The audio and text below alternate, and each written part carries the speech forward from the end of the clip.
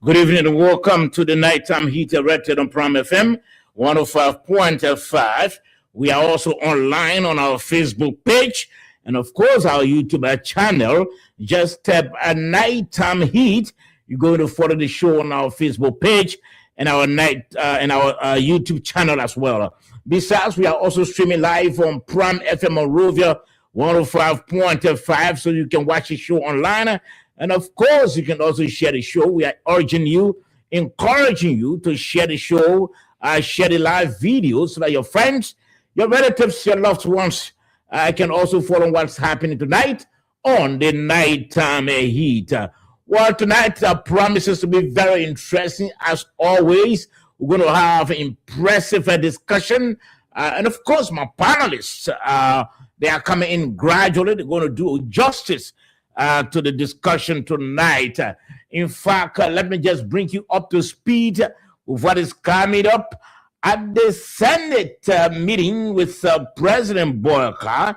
The issue of security budget increment took a center stage.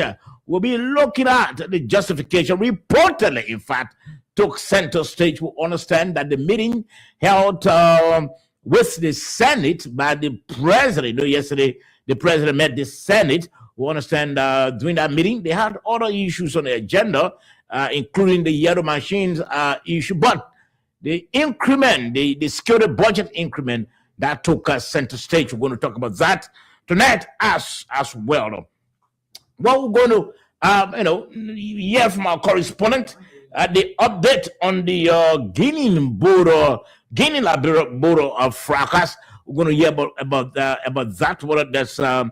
Whether that's any sort of improvement. We're trying to establish contact with our correspondent to bring us up to speed with that as well. Well, analysis on the Councillor Tawan Gonglu's podcast on the border issue. Tawan Gonglu spoke in a podcast, and of course, he was very straightforward with his words. We're going to talk about that as well on the program tonight. Journalist Philibert Brown did a piece, and of course, he made a reference to what he calls blame game in the budget fracas. We're going to talk about that also on the program. The LEC managing director has met the Senate, and of course, he provided reasons for the unabated, let me put it that way, because it's still continuing, unabated power outage. In fact, he spoke about three major reasons. It shows that we are not, we're not going to get out of that anytime soon. I'm going to talk about that tonight as well. And of course, just this evening, we heard about police launching probe into the deaths of the two Catholic priests. I just spoke with a police spokesman. He said, well, you're going to call me back so we can understand actually whether the police has launched a probe or whether the police has been asked by some family members to launch a probe in the deaths of the two Catholic priests. So that's the shape of the program tonight. Be there because we are right here. We want you to share the live video so that your friends, your relatives, your loved ones can also follow on what's happening tonight on the Nighttime Heat.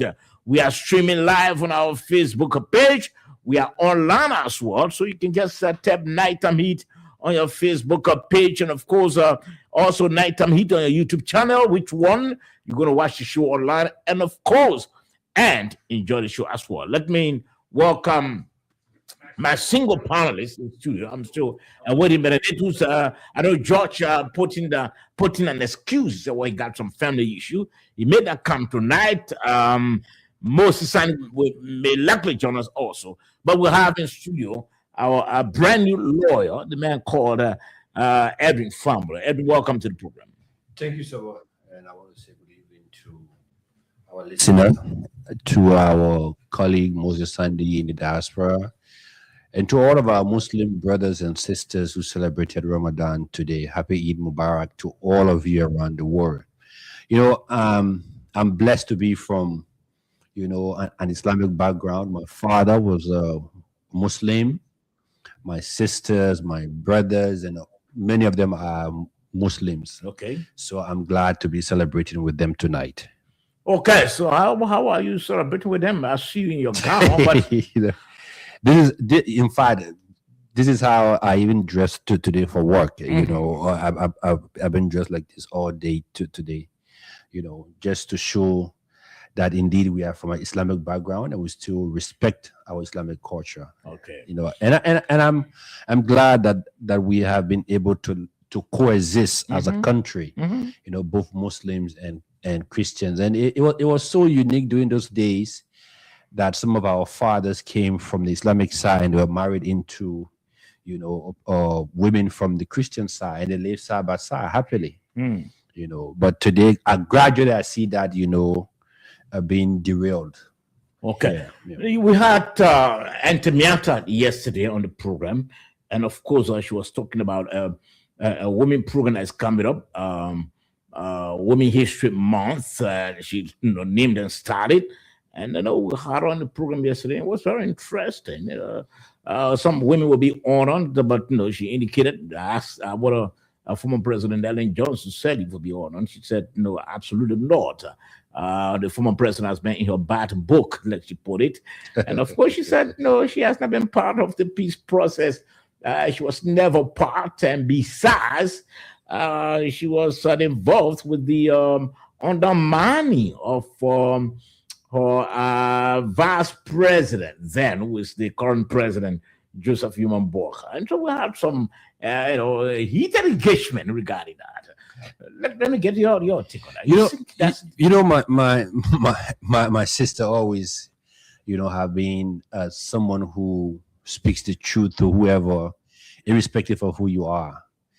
And I think by the end of 2017, I think she had a black style, with support to former President Ellen Johnson Sirleaf.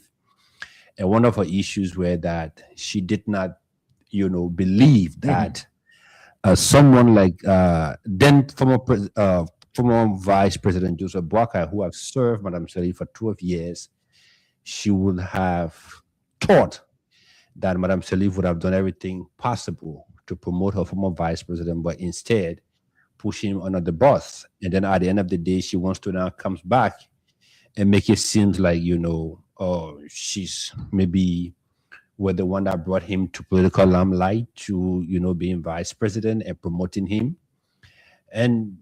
But do you share that view as well? Do you think the former president really undermined our vice president? Well, it was glaring. We all were here. We saw that. So if you and I worked together for many years, even me coming on this radio, sitting with you after job, after school, and then I woke up one day, I say, Saba, I want to be XYZ. And you say, okay, yeah, I think that's a good idea. And then maybe another person gets into the race. But your action towards me doesn't show that you're actually supporting me. And then on the eve of me launching my campaign, you take my opponent to invite him to an area believed to be my stronghold, to go say, okay, you brought him there to come and, break ground for some project or so. Inadvertently, it's going to show that actually I'm not in support of you. But some people, a lot of people said it behind the scene that the former president had made a commitment to former President Weah, that she was going to do everything possible, to make him, president right after her tenure. And further to that, when she went her last engagement at the United Nations, when she had an interview with Christiane Amanpour, I still remember during that interview, she said it that she was going to, she and her vice president were going to retire together, and she was going to turn the country over to a younger leadership. So inadvertently, again, she was saying that, look, irrespective of what you and I have been through the political process, I'm not going to support you. But again, Edwin, one would think that if anyone like your sister Auntie Miata will have such perception or belief about the former president, Ellen Johnson Sirleaf, such person wouldn't be fair to the former president. The fact that, she was able to take the country from where it was. She just took over Liberia from the dark days, and her 12 years, were productive, in another word. Yes, she didn't do 100%, but she was able to at least take the country from where it was and put some light on the country. So for one who think that, because she did undermine, I don't think the current president is even thinking about that. Because if you agree with me, the former president, President Sirleaf, has always been part of major events, national events. In fact, even during our struggle for the UN, non-permanent seat, she was involved as well. Of course. So, person of that nature, I don't think it's fair. I don't think it's right for one to say, let us not, give her any honor because she was never part of a peace process, and besides, she undermined her vice president. That wouldn't be fair to the former president. Well, I do believe, like I said, my sister, Entemiata, as people call her, she has her own way of dealing with people, Even those of us who are her siblings, we know how she reacts to things or so. But again, like she said, President Sirleaf was not part of the peace process. In fact, at a point in time, she was even accused of being part of the conflict. At that time, maybe again, we were kids, but there were a lot of the things about even the way how former President Taylor left from jail, and how he became a rebel leader, and why President Taylor even turned against her because she always had this fantasy that she wanted to become president of Liberia at all means, and then how she betrayed him, and at the end of the day, she had to push him under the bus.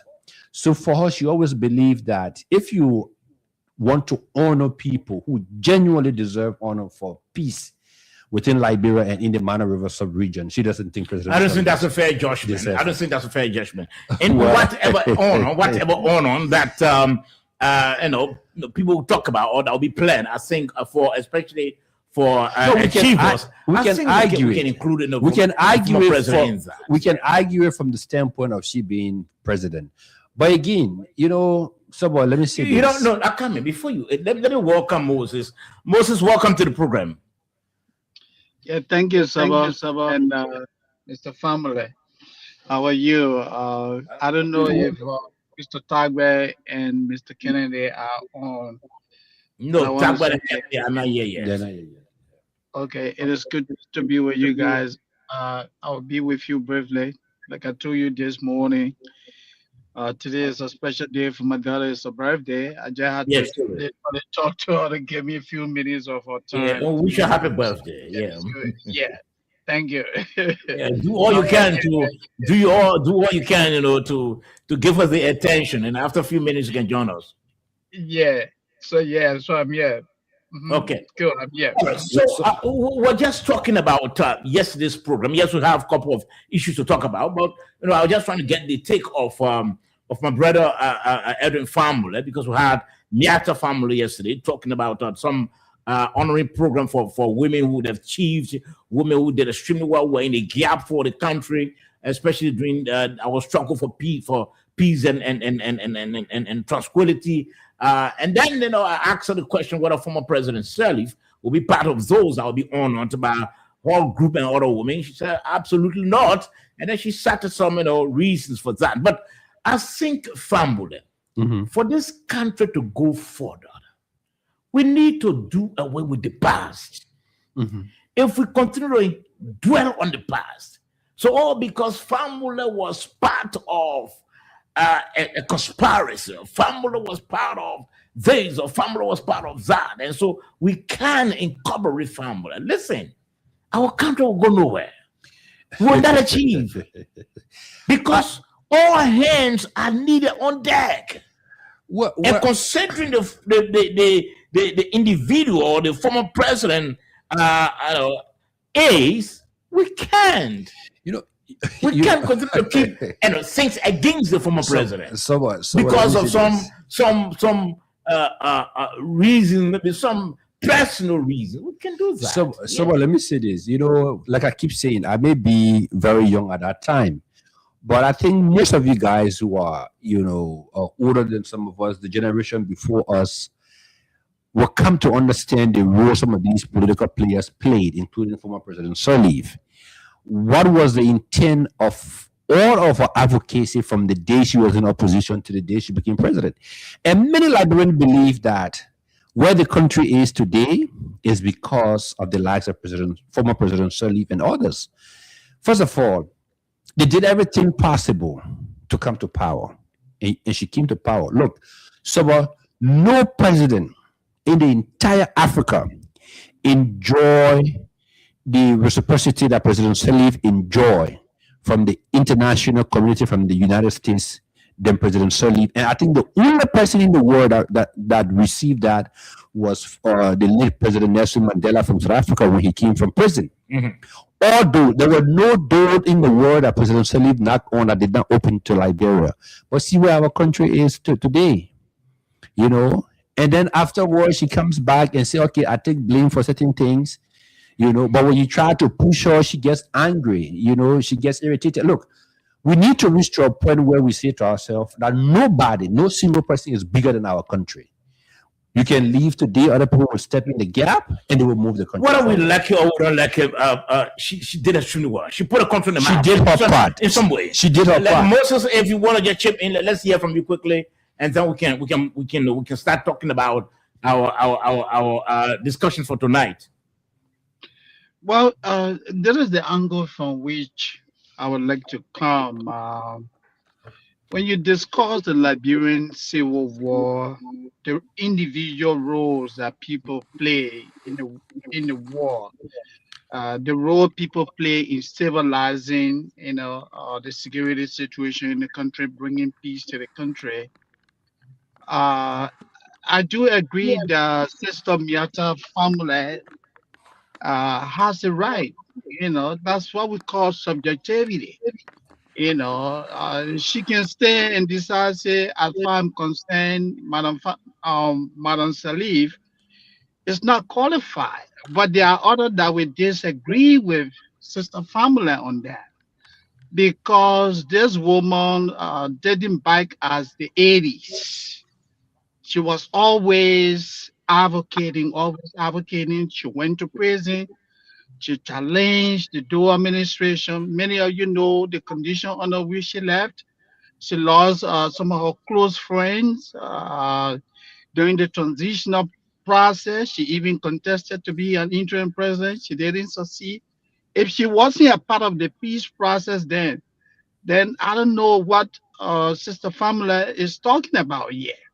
The Liberia that you have today, and that is where I agree with Mr. Family on. This woman was globally recognized, supported, and even given international awards for the critical role she played in restoring peace and stability to Liberia. And you have Liberians back home saying that, oh, well, she was a demon. I beg to differ with my sister on that. But again, like I said, she's entitled to her opinion. Our group is also entitled to their opinion. They set the standard. Who qualify, who is not qualified. It's up to them. But I don't think we should dismiss the contribution of Mr. Sirleaf. Okay, Moses, let me hold you there. Moses, and let's try to speak with the police spokesman quickly. We are getting reports that the police has launched a probe who understand in the depths of the two Catholic priests. How true is it? Whether that it's whether that's true or not. Let's try to hear from the police spokesman. Sam, welcome to the program. Hey, how you doing? Well, I'm okay. What do you know? Just this evening, we read about probe that the police has launched into the deaths of the two Catholic priests. How factual is that? Well, my office can confirm to you that we have indeed launched an investigation into circumstances surrounding the death of the two priests, and it is an investigation that we take very seriously. So why does the police see it necessary to launch a probe in their deaths? Well, the police have the statutory mandate by law. The act that created the Liberia National Police gave it a mandate, and we have the legal backing to move into or to investigate death that we feel are suspicious, especially when the public start to raise concern about the kind of an issue. So yes, we have launched an investigation. Has the police identified any person of interest? Well, for the sake of this interview, what I can tell your listeners and also tell you is that we have launched an investigation, and the police will continuously update the public as to the nature of this kind of investigation that we have launched into the issue as it relates to the death of the two Catholic priests. Are you conducting the investigation in consultation or with the families of the two priests? More detailed information from the police department will be made in the coming hours as it relates to this investigation. Okay, so before But what I can tell you is that we are investigating. Okay, so before you leave the line, 48 hours have passed. Is the autopsy report out now for the death of Sam Jackson's wife? But the result of the autopsy is not on the basis of 48 hours. Okay, 72 hours, because we heard that the police indicated that in 72 hours the autopsy report would have been out. Is it out now? Well, we call on the public to continue to look to the Liberia National Police, and we'll continuously update the public on all of the major cases that we have. But investigation into the Jackson alleged murder saga continues. But you seem to be choosing you seem to be scanting with your words tonight. Is it that you don't want to put our selling information? My words are very powerful. I'm the spokesperson of the police. What I say is what the public run with. So I cannot lead the public on anything. Okay, so the Jackson investigation is on course. Now, so what can't you tell us what are they? Because this is something that your IG said. He said in 72 hours we would have heard from the police about the outcome of the autopsy report. We call on the public to continue to look up to the police as we continue with this investigation. Mr. Sam Collins, thank you very much. Thank you so much, Saba. Okay, well, that's Sam Collins. You listen to him, and let's hear from you. What's your takeaway? I think these are struggling revelations. I did saw the announcement of the passing of the two Cali priests. And the thing is that it happens simultaneously. Mm-hmm. I think it was for the Momo first, and then the other one again the same day. So in fact, I started thinking that probably it was an accident. Maybe they went somewhere and then there was a car accident and two of them died in it. But then now that we're hearing that, I think they went for some burial or some stuff, and then it just happened abruptly. And the police spokesman is right. Like I said the other night, once there's a suspicious death on our criminal procedure law, section 7.1, when there's a suspicious death, the police, the coroner has the legal authority to investigate the cause of death, which of course extend to, if necessary, autopsy, and then if there's a probable cause for any individuals to be linked to the death of those individuals, then they can now take them for prosecution or so. But I think these are very, very scary times. And, happening with people who are heading the church, people who are, standing in the vineyard to make sure that they connect, mankind to God. To hear that they died suspiciously, and now the police and the state is investigating, is shock. It's actually shocking. Now, the death occurred, I think, some days or a week, a week ago, or some days now. Because we try asking the police spokesman whether there's any personal suspect, like the way the police was very involved, very active, very quick in investigating the death of the wife of Sam Jackson. We thought by now there should be a personal suspect. Well, again, everything happens, in a different time or so. Now, for the Jackson case, based on the identification of the body and the marks that were on the deceased from the hospital, the police got alerted, and then they were able to run there to take charge of the situation and see how best they can start the probe. For this one, apparently people would have thought that maybe it's a normal circumstances, but looking at the sequence of events between two priests, so I believe it again is some family people who say, look, we don't believe that these people die actually of a normal cause. So therefore we need for the police to look into it. Now, the police can still go back, follow all of the various steps, who did they interact with, if they were in the same place, what did they eat, who prepared the food, who were the last persons to see them alive, who interacted with them or so. All of those things can be drawn by the police, and then the investigation process will start from there. Now, but before I join Moses on his takeaway, you listen to Sam Collins. Initially, we heard from the IG, the Inspector General of the Liberia National Police. He heard a press conference that said in 72 hours, the autopsy report would have been out. The report concerning the wife of Sam Jackson. Now, police spokesman seems to be tight-lipped, in another word. But Moses, let me hear from you on that. Your takeaway from the interview we just conducted with Sam Collins. Yeah, I have little or no information regarding the Catholic priests, so I won't be able to speak to that. But what I would want to speak to is the pronouncements coming from the Inspector General, Konakoma,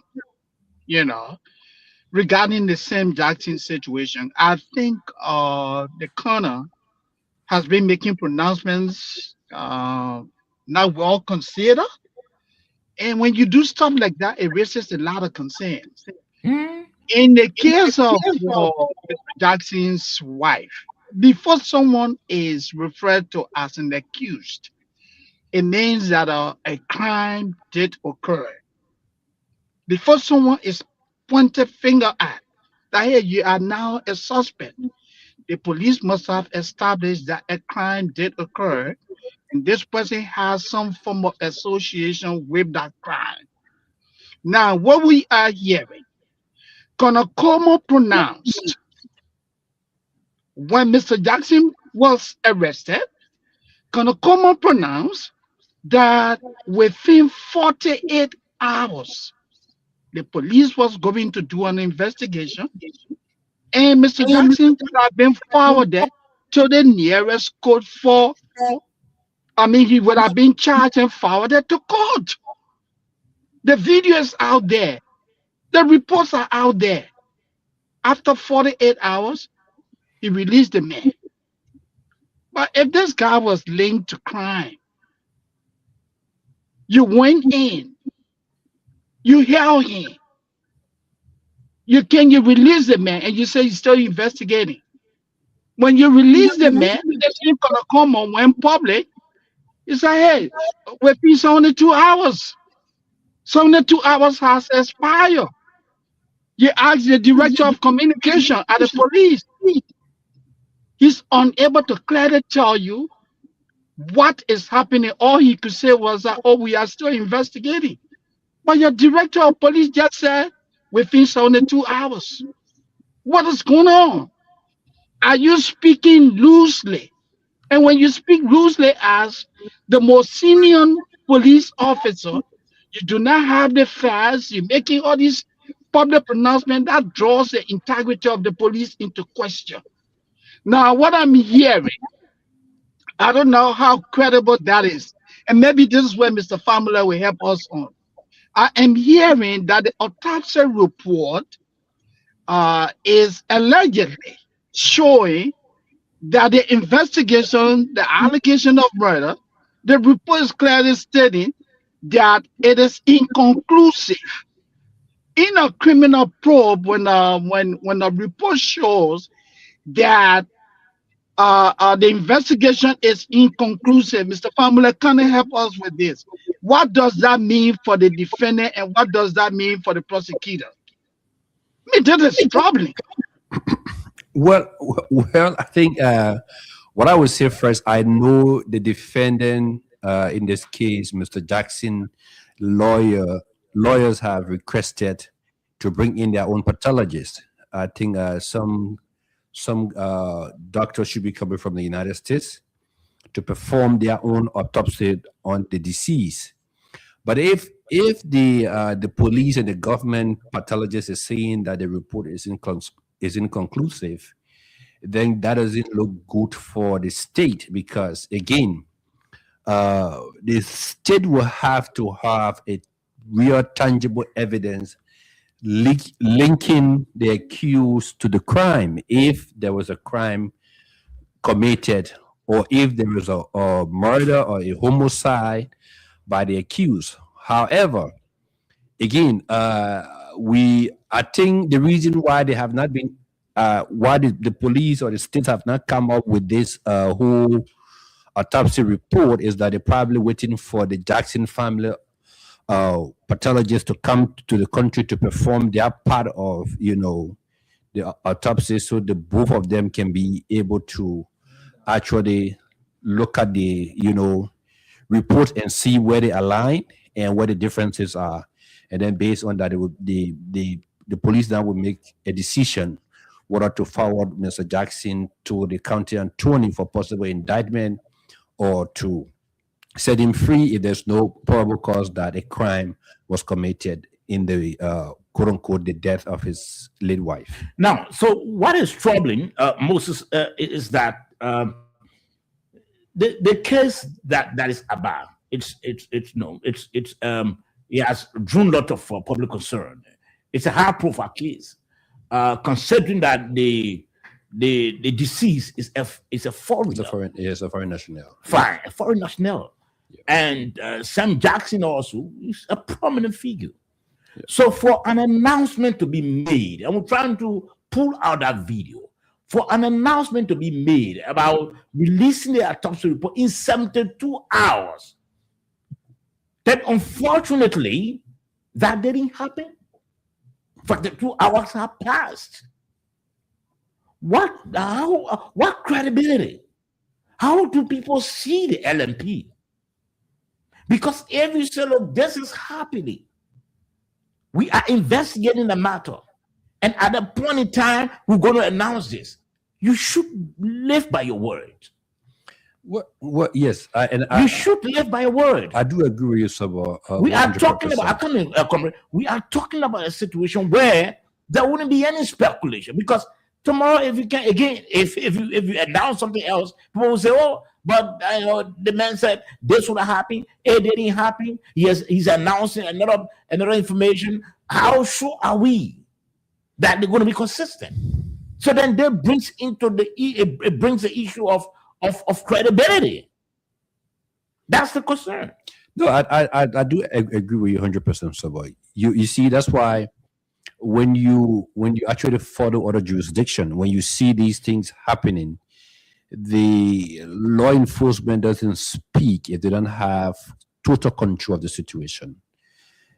Many times they will tell you that at this point in time you'll be briefed on matters, and as they get in the information, it filtered through channels, and those informations are counter checked before it is put out there. Now, the police themselves, I don't think the police itself has a pathologist, so they have to depend on whatever pathologist the Republic of Liberia has. Now,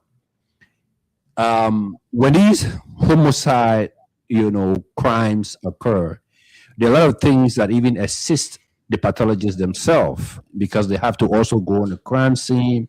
They have to link with the different people who actually came in contact with the deceased when they were alive, and what were some of the actions that were taken. So based on that, and then they go into doing their own work, wherein what are they going into the mortuary or whatsoever, or whatever sample they have to take, maybe DNA and stuff.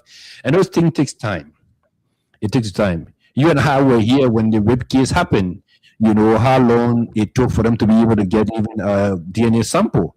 So take, for example, if they have taken maybe DNA samples to see who were the last person to touch her, maybe, based on the bruise, Edwin, let me comment. I agree with you, and that's the reason why you can't be specific. That's what we say. Yeah.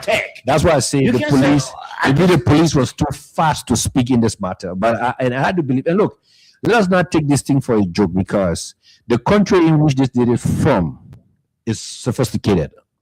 Whether we like it or not, South Africa is one of the most advanced countries on the African continent. So even if the Republic of Liberia bring a pathologist, Mr. Jackson bring his pathologist, if the South African embassy don't believe those results, South Africa is a country that can bring in 5 or 10 pathologists in the daytime to come and take a look at their citizen's body. Mm-hmm. So this is something that would take a little bit of time, but like I said, sometimes you have to be very careful when you are in law enforcement as to the pronouncement you make, because you don't want to reach to a point in time where the public start losing the respect for your authority, because they say, oh man, how people speculate, the thing covering up, they don't keep the case for a long time, mm-hmm. They don't cover up, they won't do this because they made a big person, so they do that. And then again, we all were here, we saw what happened in the Angel Tokbat case. May peace be to her arches. The same thing. Right, let's hold you there to listen to this video quickly. Let's hold you there.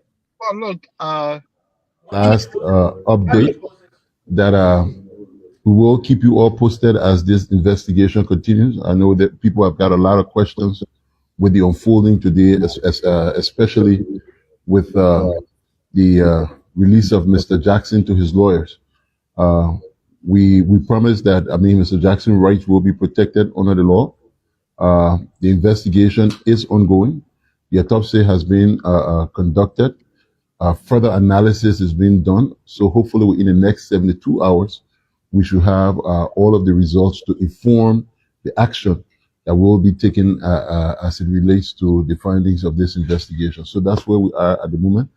Okay. If there's anything specific that anybody would like to know, you can ask the question and I'll be willing to answer here. Okay. I have with me DIGP Simeon Frank. He's the deputy. So what we wanted to hear was exactly what we're talking about. Exactly what he said, yes. He has said that in 72 hours. Yeah. So why up to present we have not heard about the autopsy report? Now, in our jurisdiction, what you would do, right? If within the 72 hours you don't have the report, you should have come back and informed the public the circumstances leading to the delay in the report. Thank you. That in that way, now you're building that credibility. But just remaining silent over this issue for more than the 72 hours that he himself pronounced, is sent a dark cloud on this issue. Yes, Moses. Yeah, Mr. Famler said it well.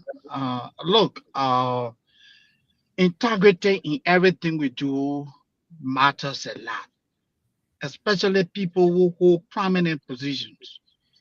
When you speak, remember people are following what you say. Mm-hmm. Now we have had 2 contradictions. Konakoma told the people of Liberia that this man would have been charged within 48 hours and forwarded to court. The 48 hours expired. What did he do? He released the man to his lawyers. That's a contradiction. He said this guy would have been forwarded to court. It means the police had the evidence to prove that this man was linked to a murder or homicide, a misrepresentation of the truth. He came back for the second time. He made another declaratory statement. Within 72 hours, the autopsy report will be out there. That will inform the police. That was also turned out to be another falsehood. You are investigator. If you are making loose statements, then if you have integrity problem, then the people you are investigating, how you think they're going to look at you? I think the corner has to correct something. I mean, this doesn't go well for the integrity of the police. It doesn't go well. I think Moses, and that's the reason why we'll continue to talk about these sort of issues, because if we continue to slip in our performance, the entire country will experience the aftermath, will feel the aftermath, because these are common things. We see them to be common, but the international community look at these things. They take records, and at the end of the day, when they release their records in whatever they call their annual reports and accusing the government of not handling cases properly, at the end of the day, it also denies us of benefit that we're supposed to receive from donors, because the same international community, they work together. You can't come up to say in 72 hours. And that's the reason I was just pushing Sam Collins in the interview, because I knew that 72 hours was spoken about, and we just pulled out the video. 72 hours to come up with the autopsy report, and Sam was trying to dodge the question. We can't treat our country this way.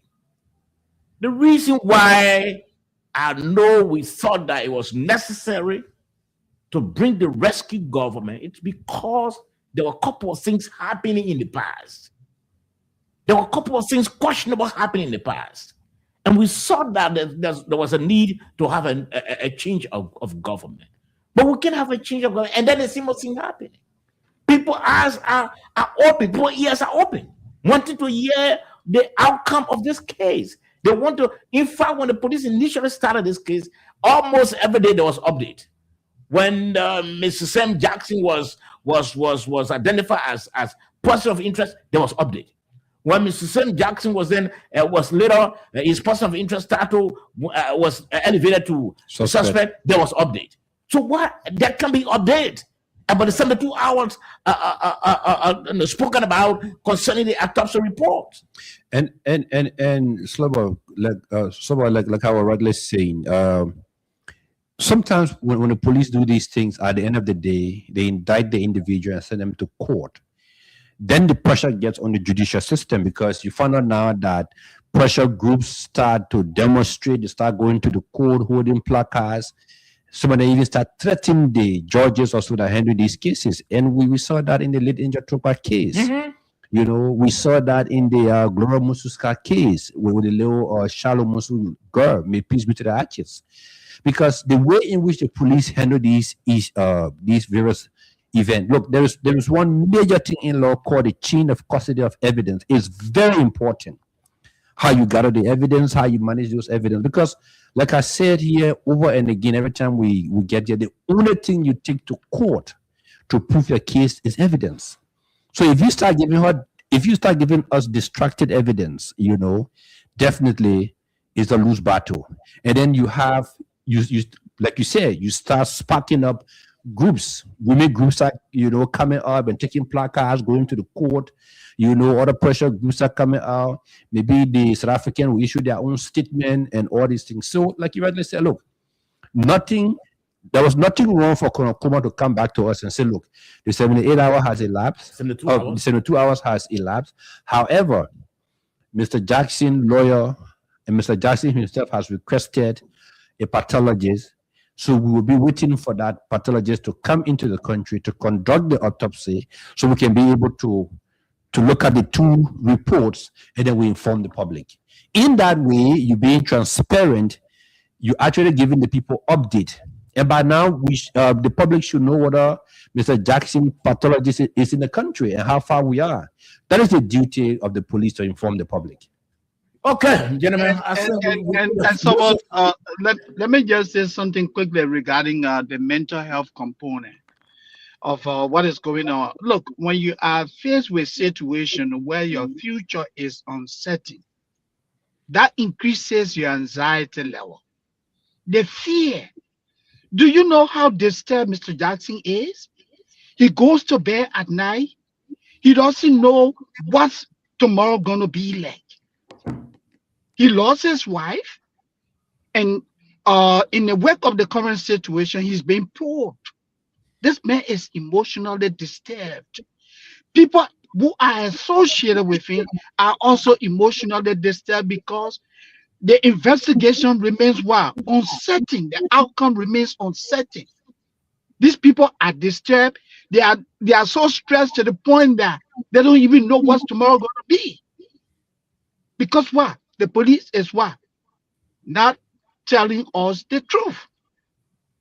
First thing they say, the man is a person of interest. Oh, now he has been elevated to suspect. Do you know what it means? Losing your wife, and while grieving, mourning, you are being what? Required to subject yourself to a police probe, a probe that has gone global. You are being bullied via social media. You are being discussed in the most disgusting way. Women turn out calling for what? A probe. Do you know what it means? And people playing with that emotionally. This is painful. That leads to what? Clinical depression, isolation, stress, loss of appetite. You don't treat people like this. We need to do better. Okay, well, we're hoping that the police, will come up to announce to us whether the autopsy report is out, because many people want to know. Like I said, this case is a high-profile case. The disease is foreign national, her country, her people. They are listening and also watching to see what's going to happen. We want to implore or encourage the police. The level of consistency and anxiety and speed that the police attached to this case from the onset. Let the police continue with that, because before then, before today, the police was very, very effective with the updates and all of that. Let the police give us updates. If the autopsy was not conducted, let us know. If it was conducted and the report is out, let us know. Because Colonel Gregory Coleman has said to the public that the report would have been out in 72 hours. And that's elapsed. We have not heard anything from the police. The police needs to speak. Now, gentlemen, let's try now to transition. Yesterday, that was yesterday or a few days or day before yesterday. Okay. The president held a closed door meeting with the Senate.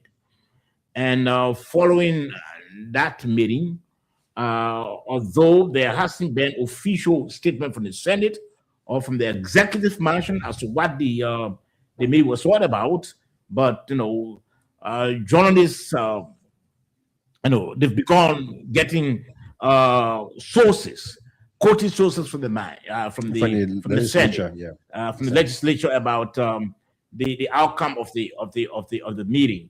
Let's read what the Liberian investigator has reported. Pleading for security budget increment. With thousands displaced in Lufar and tensions simmering along the Guinean border, President Joseph Imamboka moved urgently at the Capitol on Thursday to press senators for stronger backing for a security sector increasing strained by years of light. I hope I got it right. Funding and rising threats. Okay. Behind closed doors, Thursday, the president and senators spent more than 2 hours grappling with a question that has lingered for years, but gained new urgency in recent weeks. Now, let's now waste our time. During the meeting called registering, according to the sources from the legislature, there were a couple of issues on the floor. They spoke about the issue of the yellow machine, its procurement process. They spoke about other things. But what stood out and what took center stage was the issue of budgetary increment for the security sector amid what is happening at the Senate. Now, gentlemen, we know there's a crisis at the border. And all of us want that crisis to be resolved because we know exactly what happened, what we went through, the experience of the country during the dark days and all of that. Now, with the appeal from the president reportedly for a budgetary increase for the security sector, is that justified? Let me begin with you. Well, I would say yes, but let me just give you, some historical analysis. You see, when the former President Taylor went to a program, I think outside of Liberia, and he said he has seen three kinds of people in the world: the white man, the black man, the Liberian man. And a lot of people did not understand what he was trying to say, because when I see this kind of knee-jerk reactions, sometimes as a young person, I get angry. First of all, we fought a bitter civil war. Even before that, we had a standing army. There has been nowhere in the world where a country has dissolved an entire military. And then you come back, you throw money into that process. We got $250 million from the United States government that came through the SSR program. There was a group called DANCOP that came to train the army. They didn't even train up to 2,000 men. That money just disappeared. And look at where we are today. Sierra Leone fought the same war. Sierra Leone did not disband the army. What Sierra Leone did was to rehabilitate and make sure that those who were still in active strength in age, they kept them in the military. Today, Sierra Leone have over 15,000 men. Look at our army. And then year in, year out, when these things happen, these people go sit behind closed doors. Oh yeah, we need to do this. Down the line, the budget period will be around October to December. If the thing is solved before June, you will hear about that budgetary increase. They will be more interested in trying to put money to increase the senators' budget. They will be putting more money in there to increase the executive budget. They will be putting more money there to pull on the other security apparatus that they can, find way to get those monies out of. So look, we need to be serious as a country. This is the oldest country on the continent. And yet, we don't even have a military as capable as our neighbor in Sierra Leone. It speaks of volume, whether we lucky or not. But let's be real. Let's be real. We need to go back to the drawing board. This country military used to be number one among, many countries in the sub-region. From the 80s downward, it started to break down because I remember I read a history that when the Res riot happened, President Tolba has to revoke the Status of Forces Agreement to bring Guinean troops into Liberia. And yet still we didn't learn from that. That look, we need to build our military to the capacity in which we become independent, in which we have the rightful equipment. Today, look, we're not talking about the military, right? Does the police even have a helicopter? No. Does the police even have a boat? No. And then we all sit here, we feel fine. Oh yeah, we get $1 billion budget. But 98% of that money goes towards recurrent expenditure, paying expensive salary, getting private jet for our president to fly, $1.8 million for the speaker budget. Who are we doing it to? Who are we doing it to? We do it to ourselves, and we do it to our unborn generation. Because guess what? If we don't strengthen our military, when we leave tomorrow, today is a Guinean. Tomorrow it could be the Serena who will move maybe all the way to Pearl River and say, you know what, the whole side for us. So we need to get serious on a very serious note. And like I said, I've had multiple backgrounds because I once worked in the same security sector, and we saw these things, and we keep saying, look, we're doing reconnaissance on our neighbors, and we see the people building their military, they building their strength. When people even call for armed forces, when they landed their military equipment alone, it put chill in you. And then we sit here and say, oh no, we want to go there. Look, we should not be sitting behind closed door with legislators to tell them say we're begging you to increase the budget. We should demand them that look, going forward, about 25% of the national budget should go towards security. So you believe that the whatever request made by the president for out of budgetary increment for security sector is justified. It's justified. Okay, even belated. Okay, even belated. Okay, Moses, what do you think? Well, I just want to piggyback on what Mr. Famler said. He's absolutely right. Look, the request from the president for budgetary increment, for national security, it is justifiable, but is the timing right? Absolutely not. You have a crisis. I don't understand how national leaders do things. Your country has been literally invaded by another country.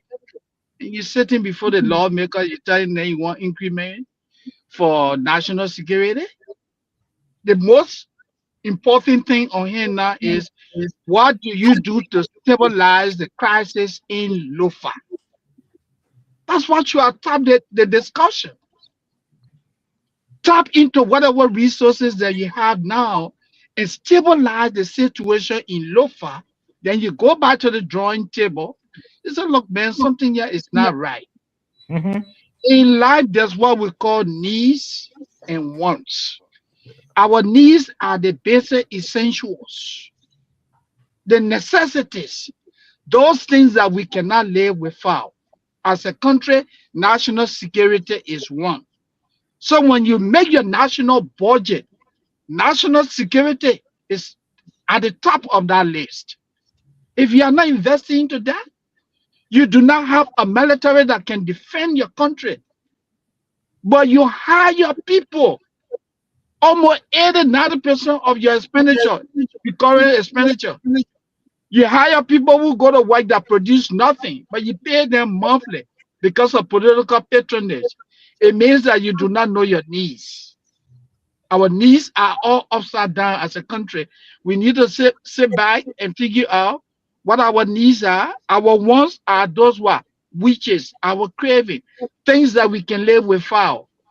You need small government. You do not need to spend almost $2 million to buy a vehicle for the president and his vice president and the other security detail. No. These people can say what they need a small but efficient government. Reduce your workforce, invest into areas that you need to spend more money, health, education, national security, and then let's go on. And this is where we are making our mistakes. You gave Richard Kuhn almost $1.5 million to do what? To do what? That is. Yeah, the man go and stay in your office for 2 hours. You pay Okay. people $10,000. Man, that is sad, man. We need to figure out what we want as a country. And lastly, let me say this before I leave. Also, Mhm. I agree with Mr. Family. Our priorities are mixed, and the timing yesterday, what you have tapped that discussion is what do we do now to stabilize the investigation. Humanly name is coming out, is coming out, is coming out. How credible is this story? I We'll think talk that's about what that. government needs to get We'll to. talk Yeah. about that, Moses. We'll talk about that. But Yeah, let's thank you. let's try first to get a first-hand account, trying to establish contact with our correspondent who've been visiting the board, visiting the border and talking about talking with people at the border and picking out all of the information. Let's try to speak with our correspondent quickly. Emmanuel Soa, welcome to the program once again. Thank you. Thank you so much for having me again on this great platform. Good. Now, where are we now with this whole border field? Where are we? I'm sure you visited there today again. Yeah, sure. I'm just from there, just reaching home. I miss your call. We need to acknowledge our people on a day-to-day engagement and activities at the Solomba port of entry, because we need to help our people to understand what is happening and to tell them the untold stories around the surrounding of Solomba. And so we visited the areas of Solomba and other parts of the border today. It was an hectic movement, but at least we succeeded to know what is happening. And so the Solomba port of entry remain intact with our Guinean counterpart who are still holding the ground at the Solomba port of entry. And our securities are also on the side of ours up the hill, while the Guineans are down the hill. But there's nothing like contention or confusion between the both security sector of Guinea and that of Liberia. So everything is on. Businesses are running, not to cross to Guinea to buy, but businesses are running within Liberia. Normal activities are all going on. It is not looking like people picturing it on the social media with those information that are shared by other people, which is not factual. But people are doing normal businesses, and the securities are all intact. Now, get us informed. Are the Guineans on that side and the Liberian security personnel on our side, or how does it look like? The Guineans are on our side. Like previously we told people, they are still on our soil, down on, I can say, right to the river bank. They are there, and our security are up on the other side of the Liberian at the immigration checkpoint.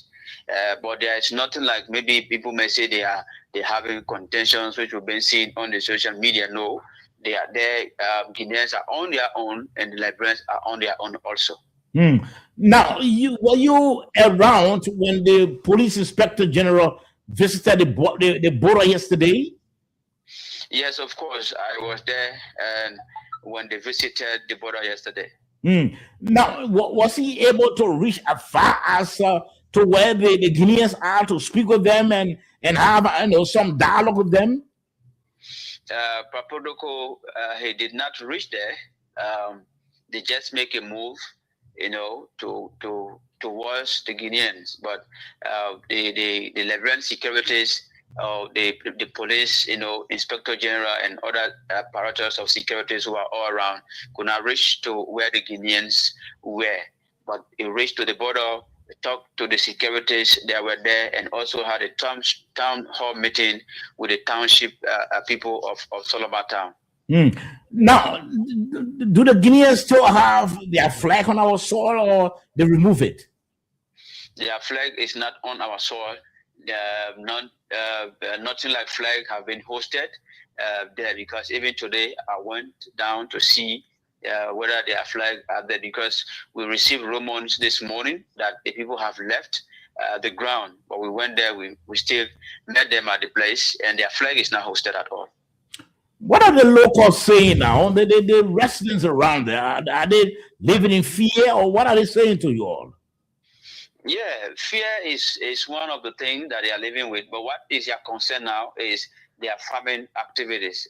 You may know, Sobo, this is March, and in March, many of them fell trees to start the farming process. And with this kind of crisis which is going on now, most of them are now actively active in doing their farming activities. Though yesterday they were encouraged by the police inspector general to go along doing their farming activities, that no one should be, panic and not to be in fear, but they are making sure that securities are intact to protect the people around the Solomba port of entry. If you have your farm, you can go and do your farming work in the day. In the night, you leave the place for the securities to take care of the place. But encourage that every other civilians or youth should leave the securities alone and be on the other part of Solomba. Now, Emmanuel, you are there almost every day around the borders there. Do you think that there could be a solution or end to this border dispute anytime soon? Yes, of course. This is what we're praying for, and we have the belief that this will happen. That it is just a matter of time. But these guys will not permanently take the sword of Liberia, because we've been following other places where they will intrude. In the next 2 to 3 days, you will see that their flags, or their flag is up. But to our side, since Tuesday to today, Friday, flag is not being hosted, and they are there peaceful. We know that it is just a matter of time as diplomatic talks are going on. They will leave and will take over businesses again as usual. Okay. Emmanuel, thank you very much. We really appreciate your time. Thank you. Thank you so much for having me. Okay. Well, that's our correspondent at the border there. You listen to him. Yes, I think he's doing extremely well for the listening public, because this whole thing about this crisis at the border has raised a lot of eyebrows, and a lot of people are on the edge, because we are all related. The families in Monrovia that have their families back there, they want to know exactly what is going on. But however, I think, like the president said the other day, the diplomatic angle is working. So I think there is some kind of de-escalation of the issues or so. But something scary that I heard yesterday, and I just thought to bring it on. I listened to one of our lawmakers, specifically from the lower house, on a program, vehemently saying that the area that the Guinean had inclusion belongs to Guinea. And it was shocking to me that this is a lawmaker from our legislature who's sitting on a public platform, sparing this kind of comments that maybe even Guinean in Liberia could listen to, and could take it as face value to say, oh, but there's a lawmaker who's saying that this property belongs to Guinea. And I feel that was very, very unpatriotic. First of all, my thing is that, look, so be as it may, Liberia gained our independence in 1847. We gave birth to Guinea, we gave birth to Sierra Leone, we gave birth to Ivory Coast. So how can Guinea be telling us about where our borders is and where their border lies? And as God could have it, we have natural boundary between us, which is the river. But for a sitting lawmaker to come out and say and beat his chest that the land the Guineans are claiming belongs to Guinea, I felt it was unpatriotic. And I think his colleagues in the legislature need to call him to order, because these kind of statements go far beyond our borders. Like I say, Guinea has an embassy here. Guinea has personnel here who are listening to those things. They could take that recording and, send it to President Doumbouya and say, oh, but this is one of the people who law makers saying a categorically that the place belong to us. Then what does it do? No. What does it do? It breaks down the diplomatic engagement. Okay. Because they will come and say, oh, but the people have already admitted, like my little sister wrote, and you guys have issues with her on the Tina Liberia claim, the land or so forth. And as well as a lot of, or public outcry. Why would you even read that kind of a press statement showing that, you know, we're making claim that we own the property? If there's a dispute because of the use of the river, that's a different ball game. We could settle that.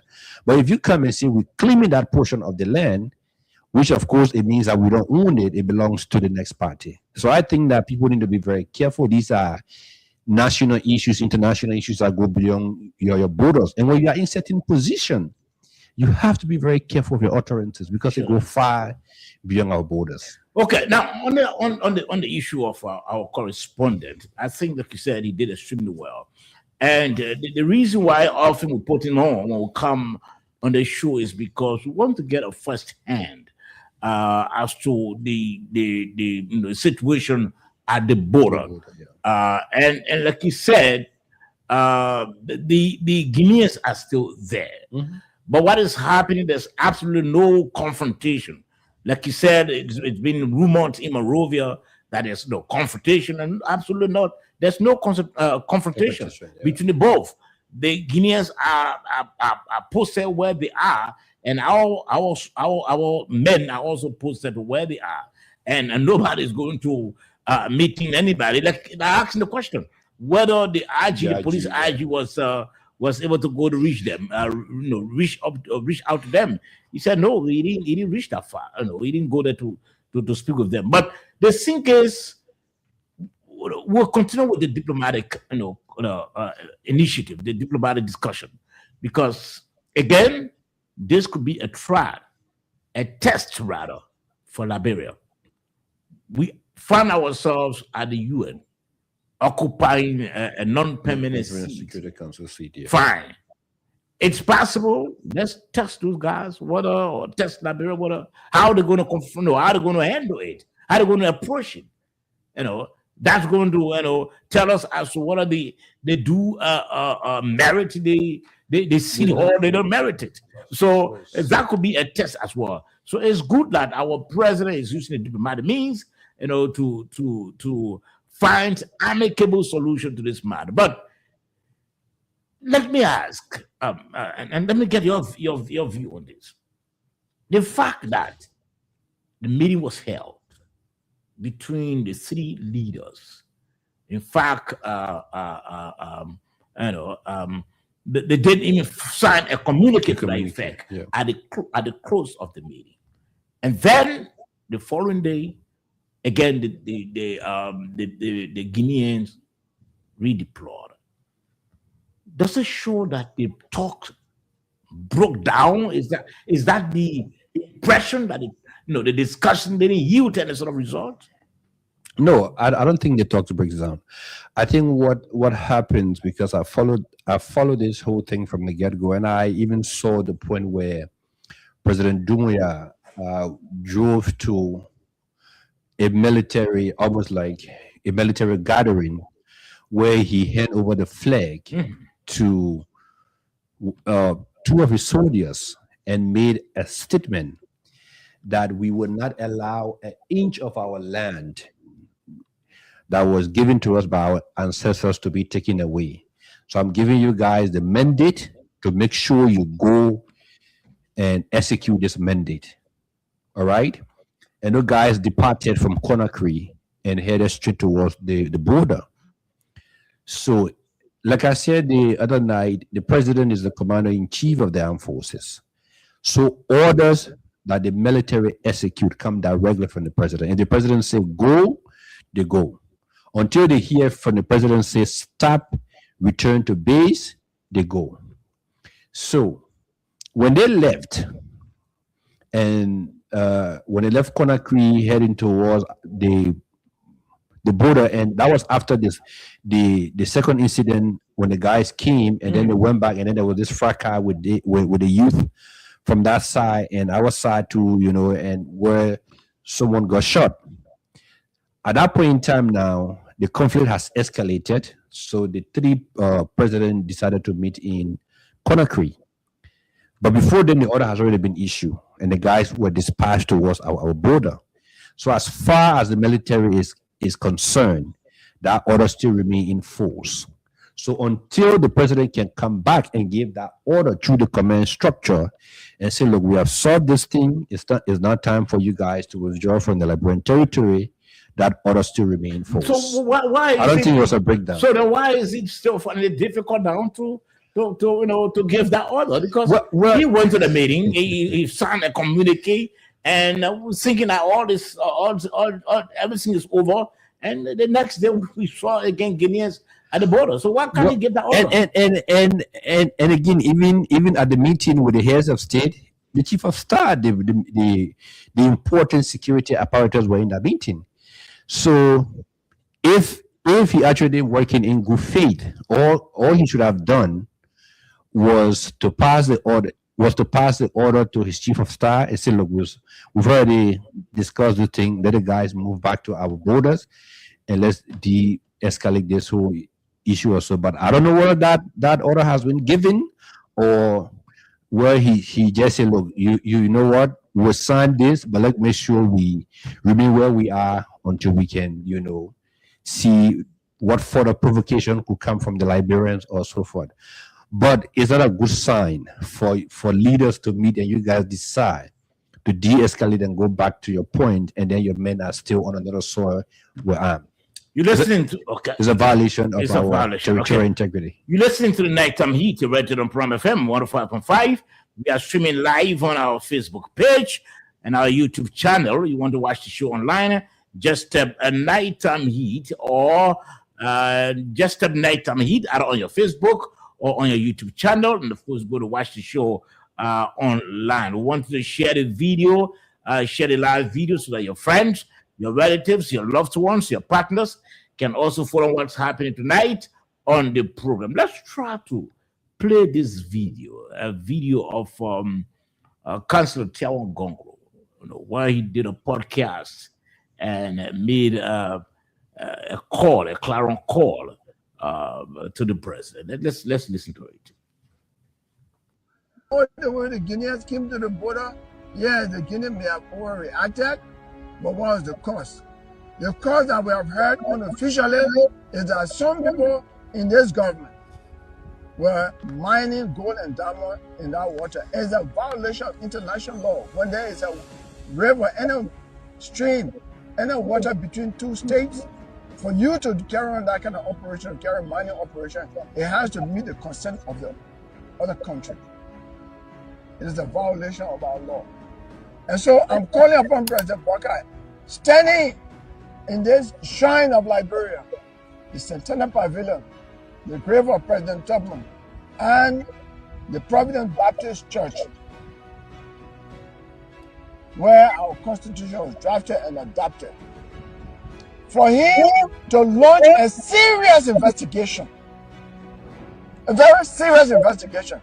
And anybody who is found to have violated this international law that brought Guinea and Liberia nearly to war, to be held accountable. If it is a minister in his government, that minister should be dismissed. If it is someone in the other branch of government, that person should be prosecuted. It was an act of treason. Something that will undermine the sovereignty of Liberia. If President Bawkai does not do it, then he's complicit, and I will launch a campaign for his impeachment. I'm very serious about it. We will not allow anybody to undermine the stability of Liberia. We have not even recovered from the effects of the war. We are still trying to rebuild our country. And for the greed of some people, they want to put us in trouble for no reason, for their pockets. Government is meant for the people, service to the people. It's not meant to fill pockets. That's what I always say. Government is a place to serve, not to steal. This is a call I'm making on President Bawkai. I'm very serious about it. Even he wants to put me on that special commission to investigate, I'm prepared. We have to reach to the bottom of this. It's a national duty. He better not fail. If he fails, then he's part of it. We'll hold him accountable. And then we'll launch a campaign for his impeachment. This is my message to President Bawkai and seeking the support of the Liberian people. We have never had conflict with any of our borders. It did not happen on a Doe. It did not happen on a Taylor. It did not happen even with the rebel factions during the war. it can now happen under the government that the Liberian people are expected to display the highest degree of maturity in governance. Okay.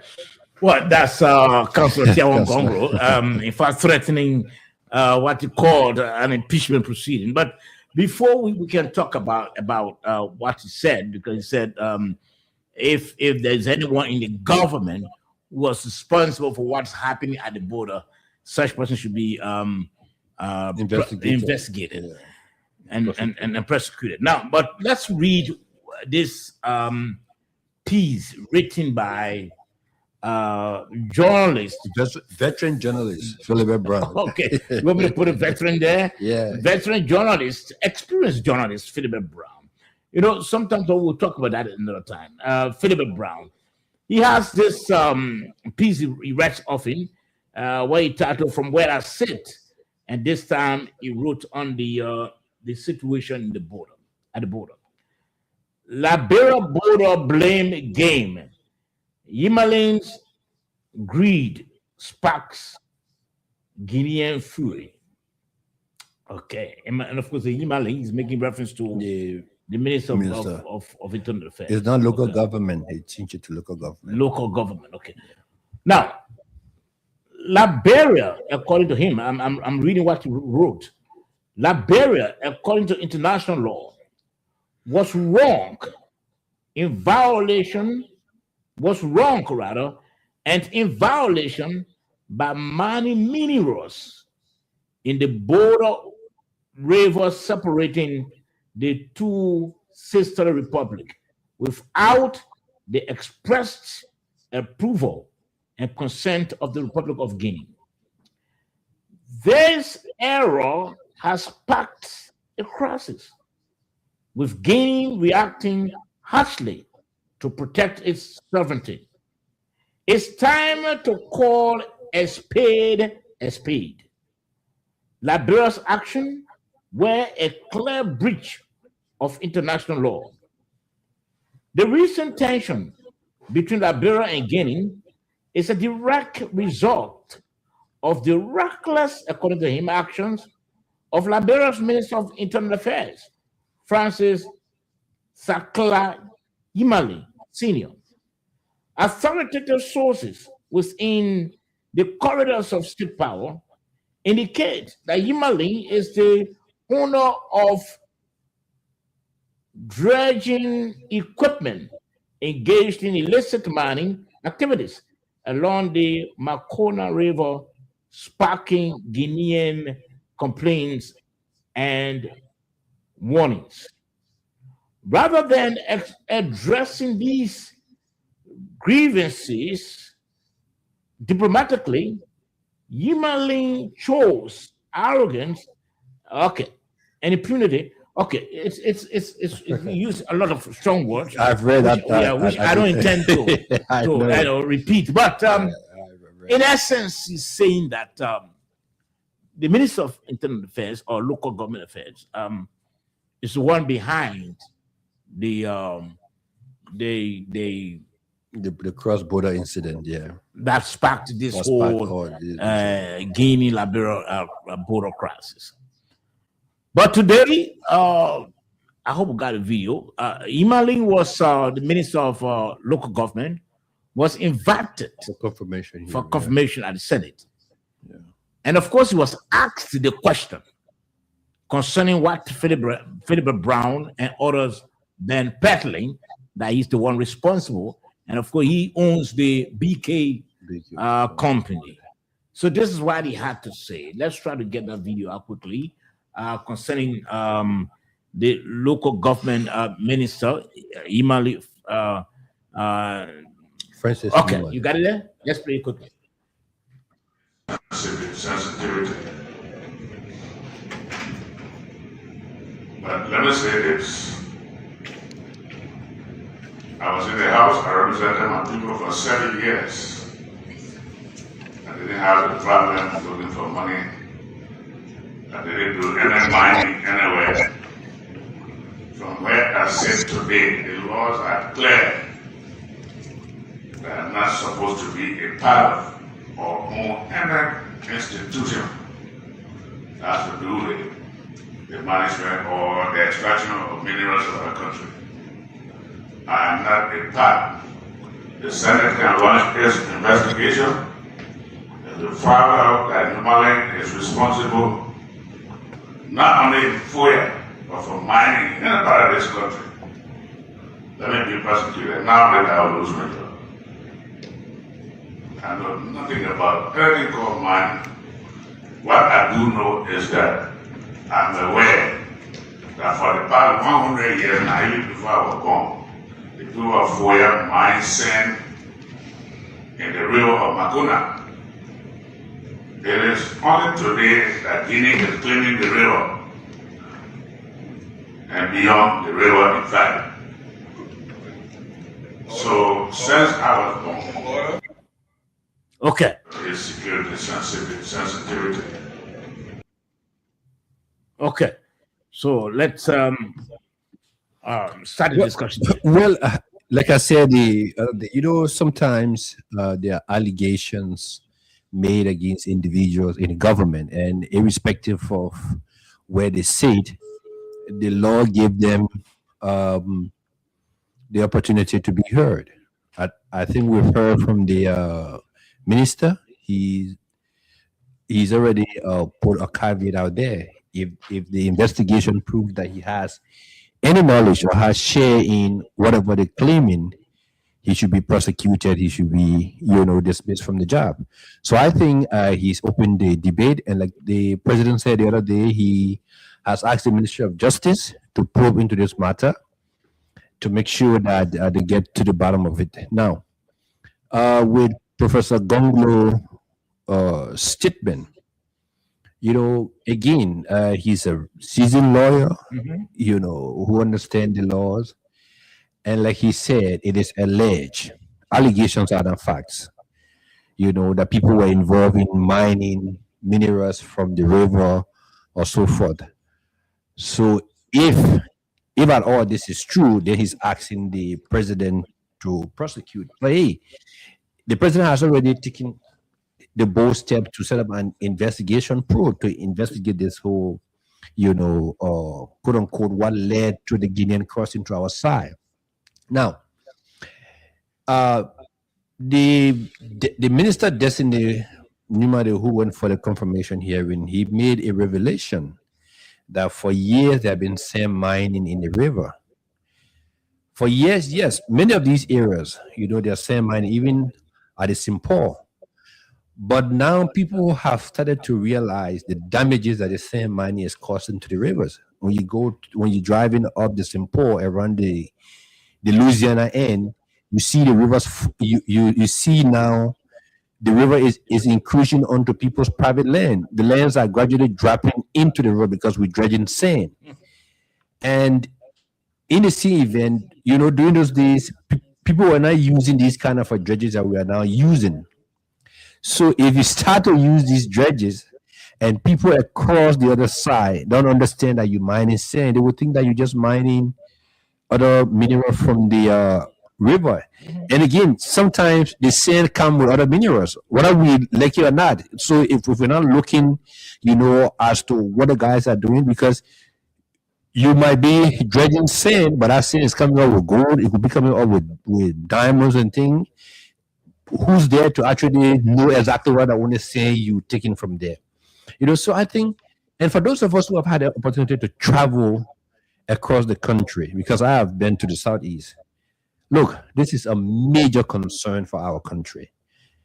And I think former Minister Pei from the Ministry of Mines started working along with the security apparatus to go after people doing illicit mining. Most of our rivers have been polluted because people are doing illicit mining. And this is not only unique to Liberia. It was a major thing in Ghana until this current government in Ghana had to start cracking down, sending security, army, and other people into the forest because all of the rivers were being polluted with people doing illicit gold mining. And it is happening in Liberia. Seriously, I've been to the Southeast. When you see some of these rivers that used to be so beautiful, people could go there to go fishing. The rivers have all turned to mud. is having a negative effect on the population who live in there. And I think this is what actually spark up this whole thing with Guinea, because like Philip Brown said, the river share the two countries. So whatever pollution that is coming from your end will definitely affect those people on the other side. So if you're going to do anything that's going to affect them, it is just sensible enough that you guys sit on the table and say, look, we want to do X, Y, Z. What is your take? They will tell you, no, we can't do that because there are people who live on our side, who live on this river. If you start to dress sand and you're bringing out the mud, it's going to pollute the water for them. Or if you're going to put any chemical in our water, it's going to have an effect. The fish are going to die. Our people living on the other side survive on fishing. Our people survive on the river for irrigation. They use it for agricultural purpose. So I think, like the president have said, this investigation have to be speeded and let them know exactly who are the owner of this BK or EBK, this company.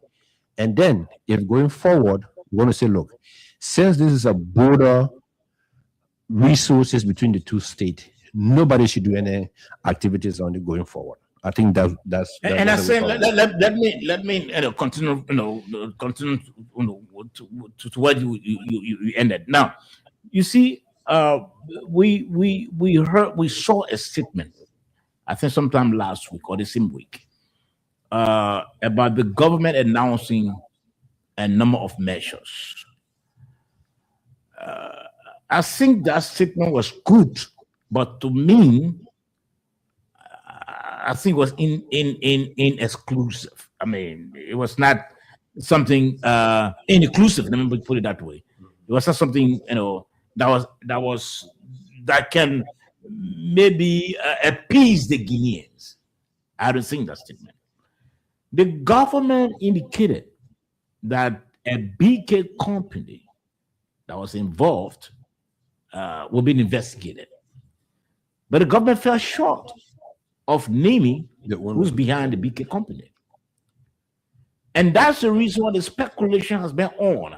Like the Philip Brown and the rest of them, been speculating. From sources, they've been quoting sources that the Minister of Local Government was the one behind the BK company.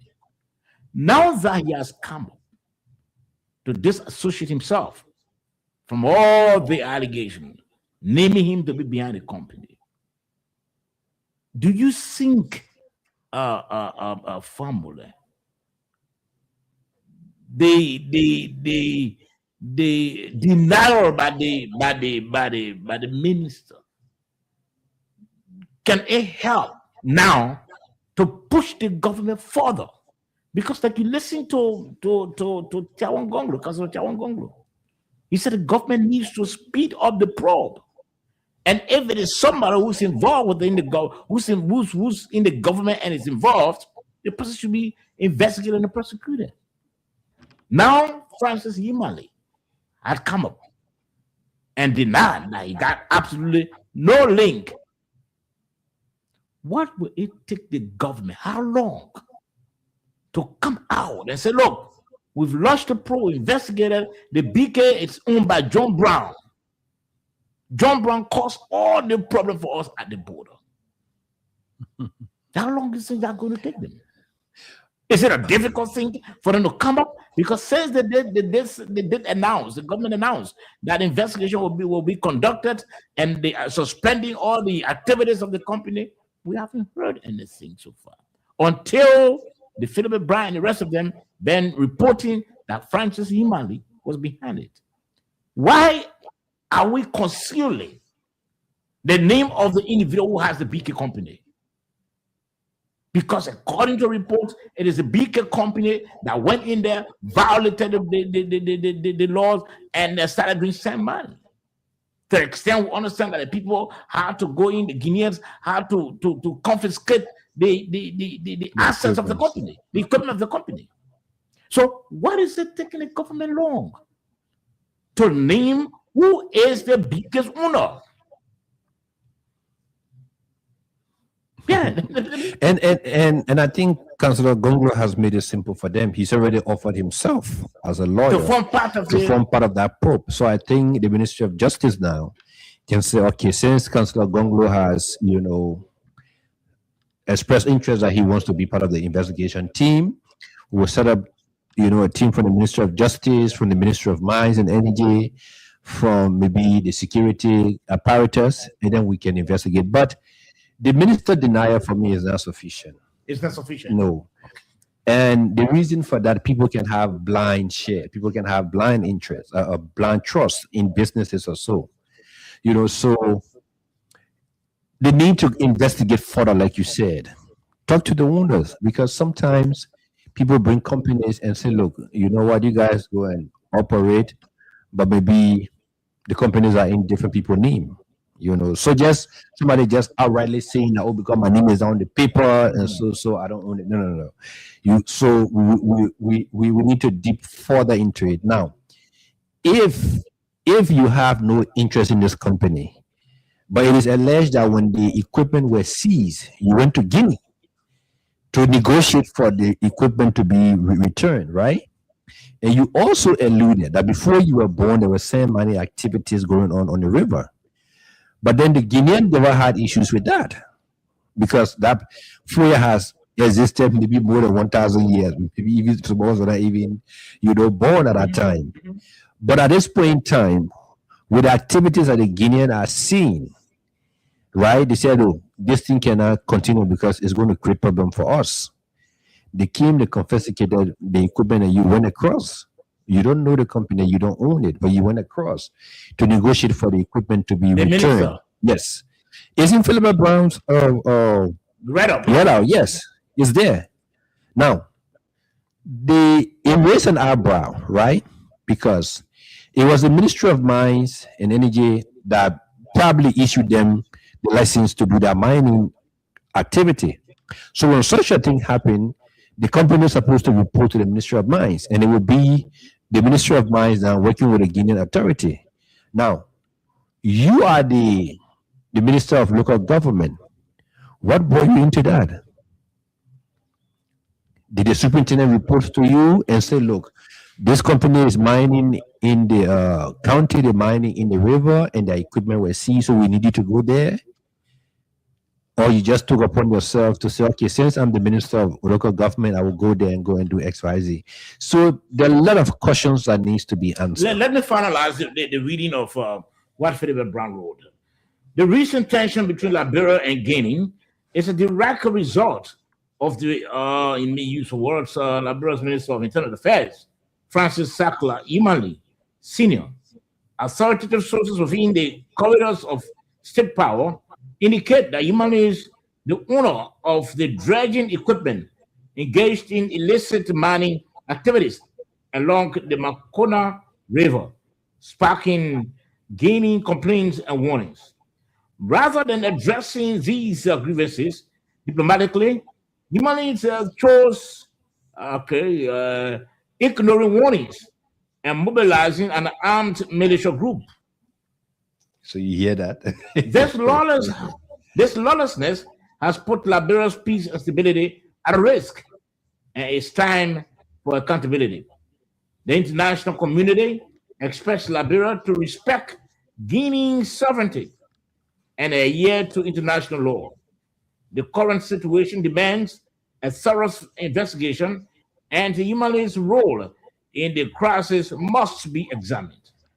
The people of Liberia deserve justice, peace, and leaders who serve the nation, not personal interest. Imali's action are collapse of moral and constitutional order, and his continued presence in office is a threat to regional stability.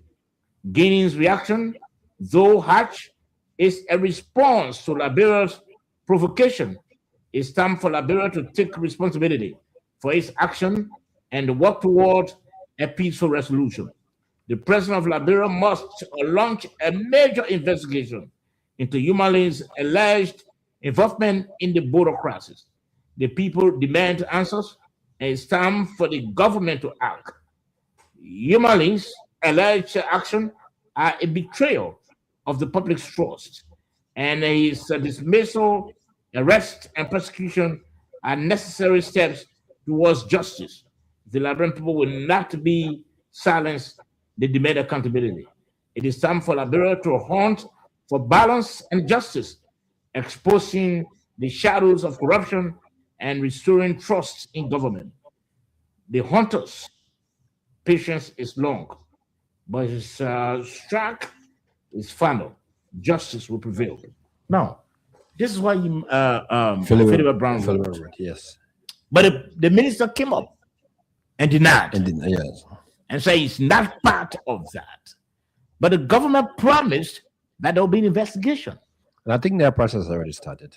Okay. Yeah, I think that So process. hoping that they investigate, because I'm sure, comrade, the fact that the action of the miners was a violation, I'm sure it is against that backdrop that the Guineans decided to deploy their men.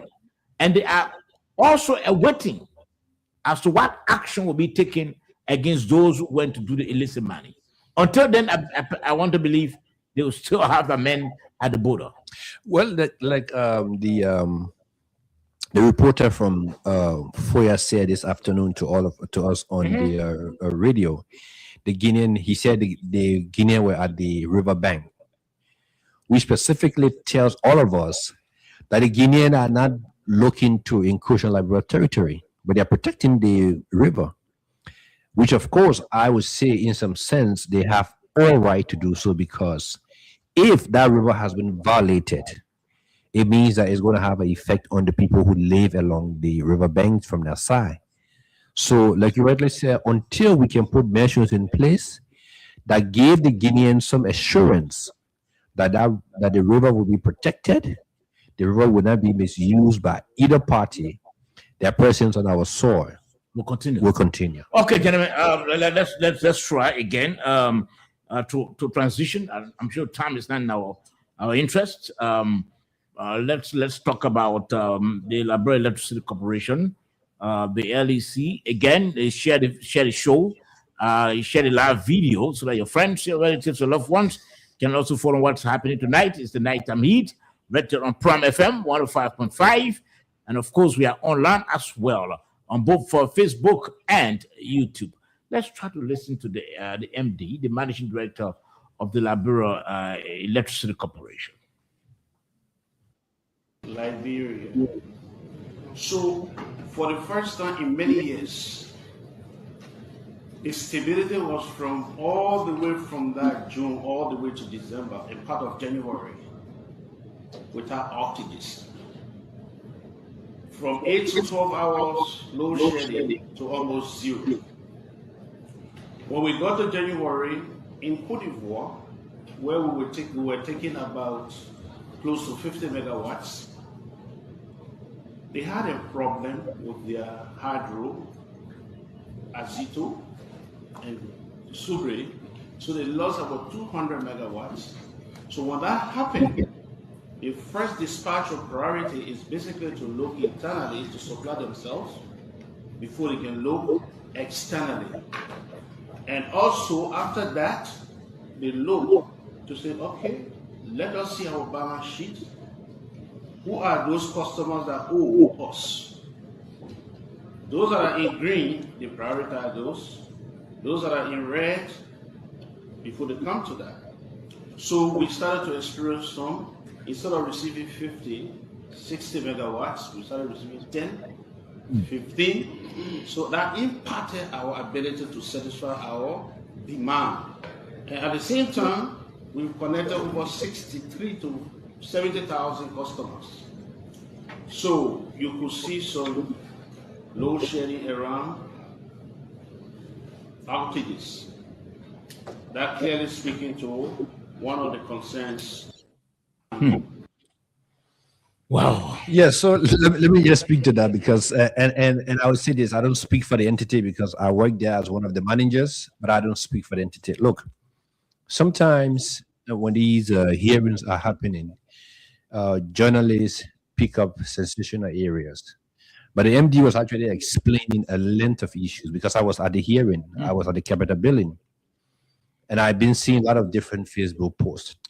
And exactly what he said, beginning January, we'll start experiencing these things because when you are heavily dependent on extended import, when there is a shortfall in that particular jurisdiction or in that country, what they do first, they take care of their own people. So in that case, the Ivorians and Guineans are telling us that we're not going to shut down our people to give liberal power. So that sent as a glaring signal to our policymaker, our leaders here, that we need to do everything possible to upgrade our own generation capacity. Now, he went further to say in that hearing that as of the day he was at that hearing, that we've paid up to $21 million to both Ivory Coast and Guinea, and then also CLSG, Transco CLSG, because you have a transmission vehicle. So CIE produced the power from Ivory Coast and put it through the Transco line. And then also we're getting power from Guinea to the same Transco line. And then we're paying for the power to CIE Energy. We're also paying for the power to power coming from Guinea EDA. And then we have to pay for the transmission. So all of that has been in place. However, all of these countries, even during the dry season, face their own challenges too as well. And like he said, because most of them, all of us have the same season, meaning that when it's raining in Liberia, it's raining in Guinea, it's raining in Sierra Leone, it's raining in Ivory Coast. So at that time, from June to December, we have huge inflow of hydropower. So we have some level of stability. When it comes to January all the way to April, May, that's when the difficult time comes for the entire sub-region. Now, when the difficulties, when the rain stops, most of these countries now transition into using thermal generation generators, meaning the big HFO plant. Running those HFO plant is heavily cost intensive for them. Because even for us here, at a certain point in time, we run those HFO plant. I remember a few years back, it was costing us almost between $100,000 to $200,000 a week to run those plants. Just to keep the fee on. And then you're having all of this issue of theft. So it weighed the utility down to be able to invest. So I listened to one of the senator, in fact, Senator Dillon, asked the question, look, Liberia been waiting for too long, year in, year out. The dry season comes. And there what I was coming. Our people, year in, year out, dry season come, our people have to suffer. So what do we need to do?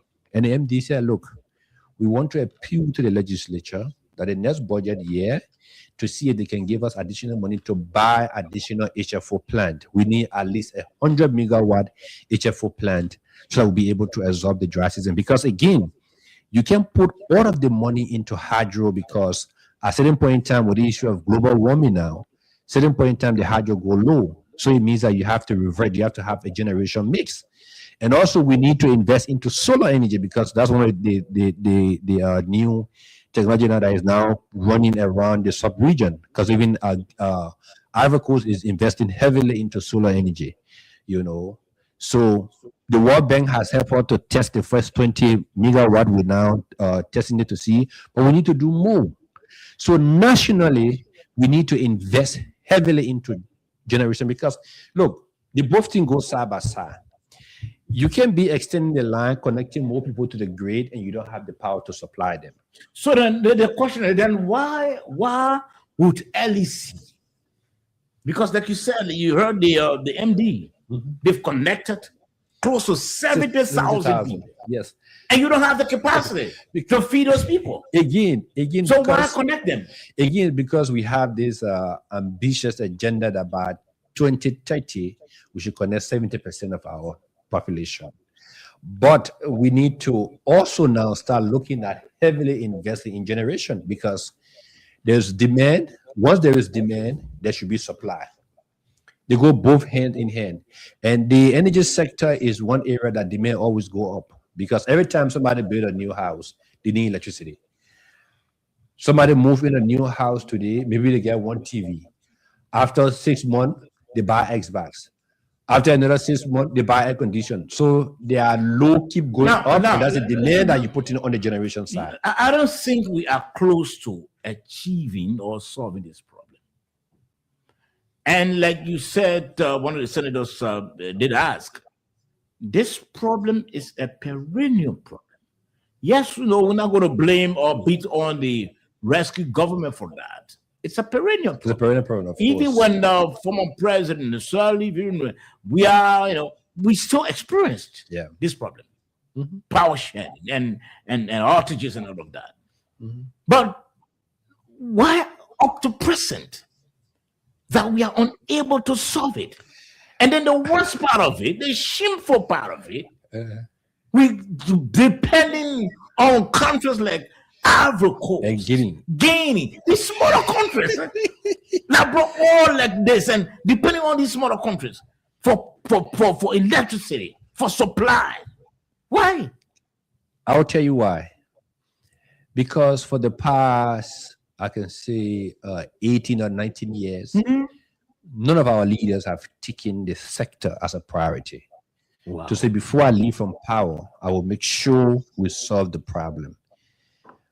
I was part of the major studies within the African sub-region with the West African Power Pool called WAP. And Liberia is designated as the most suitable country for the development of hydropower that could even supply the entire West African sub-region. I have that report. And the reason for that is that we have 6 to 7 major rivers flowing through our borders that we can harness and have hydroelectric power 365 days.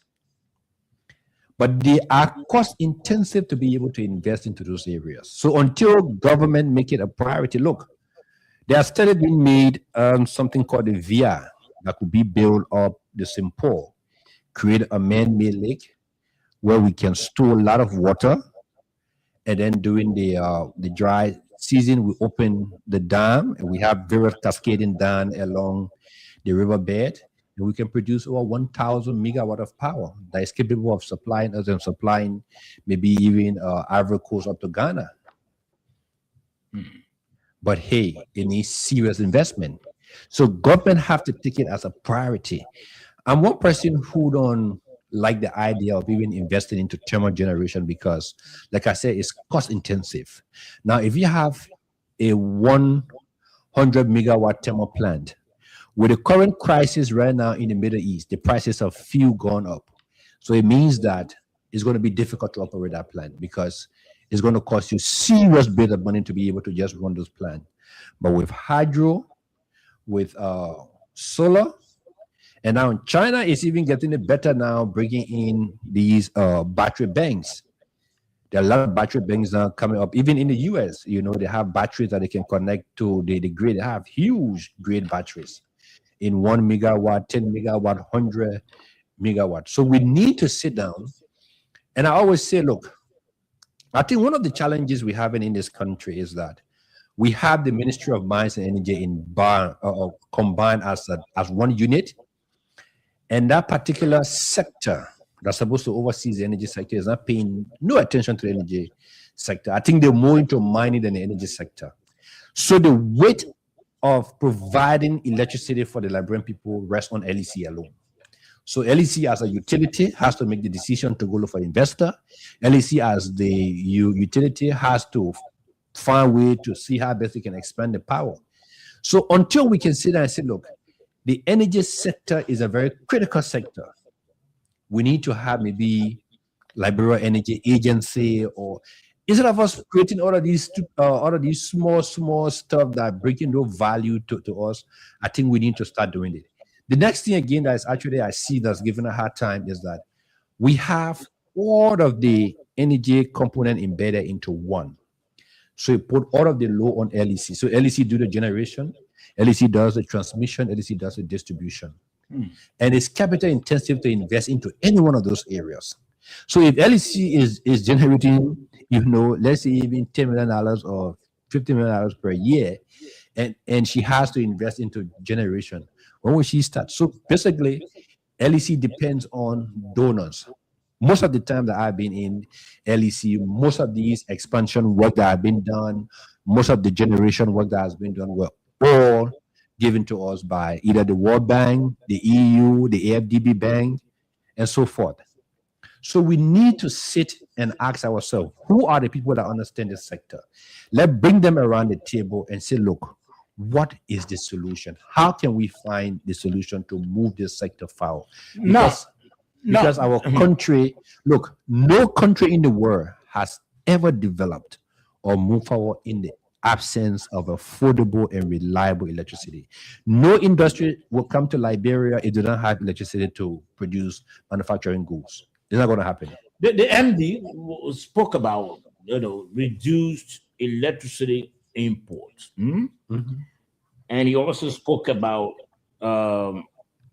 legacy debt, debt we owe. With what we are confronted with, because this is troubling. I mean, the current comes, and after a few minutes, it goes off. And like we said, it's not unique to this administration. No. It's a perennial problem. But under this administration, because the person we have in office as president of the republic, he has a lot of experience. He's been in government for years. I heard the other time the Minister of Finance indicated that, look, when the compact benefit comes, about huge of that will go towards electricity, which is good. But how long do we know this is going to happen? But it's still not even sufficient. It's still not sufficient. It's still not going to be sufficient to solve the electricity problem of Liberia. It is not. Even if we're blessed with $500 billion, you put all into it, it'll still not be sufficient. We'll still experience the problem of power outages. We will still have those issues until we can practically solve the generation issue. The major problem is our generation issue because, like I said, we have seasonal variation. Until we start bringing in new generation technologies online, like I said, maybe a big solar farm, all right, bringing in a battery storage system, maybe bringing in additional hydro or investing into the VR, wherein we'll be able to have water stored during the rainy season, and during the dry season, we can have, water flowing through different cascading down along the simple. We still have these issues. Wow. Yeah. The energy sector itself needs very huge investment. And like I said, over time, because of the donor support, because most of these monies are loan given to the government. So government think, okay, since the donors are putting money there, we don't have to put money there. I can say this for the very first time. This is the very first time that the LEC has gotten up to $50 million from the government budget. But over time, for the past 10 years I've been into LEC, sometimes government will give LEC 3 million, 7 million, 5 million. Hoping that because we're getting money from the donors, so we can be able to solve the problem. But if you want to have an electricity sector that works properly, that works for the benefit of the people, we need to have serious investment into that. And I think we need to now start looking at it as a country, because like you rightly said, if the people internally having their own issue, they're not going to sacrifice their people, for you. So and it actually hurt my heart that I hear the managing director say we paid $21 million to Ivory Coast and Guinea and CLSD. When this was to be paid, in fact, when that money is supposed to be used internally to be able to develop our economy. Whenever you send money outside, that's capital flight.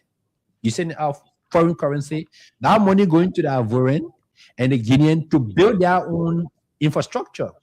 Why we just say, okay, yes, we'll just consume. So if our leaders are not actually picking that up to say, look, okay, so if every 2 months we send it $20 million to these people, in 6 months' time, that's about $60 million. Do you know what $60 million can do for Liberia? In terms of, okay, let's identify, look, we have 6 major rivers. You know what? Let's find out how much it will cost us to build a 200 megawatt on the St. John. And we start the process. So we build a river and have a huge reservoir of the St. John. That power now, portion of Basel, portion of Mangibi, right? We do the same thing maybe in Cape Town on the Mana River. We can do a joint venture with Sierra Leone because they, from the border side, they can also benefit and be another 200 megawatts. That power can supply part of Cape Town all the way into Bomi, all the way maybe into even Broadville.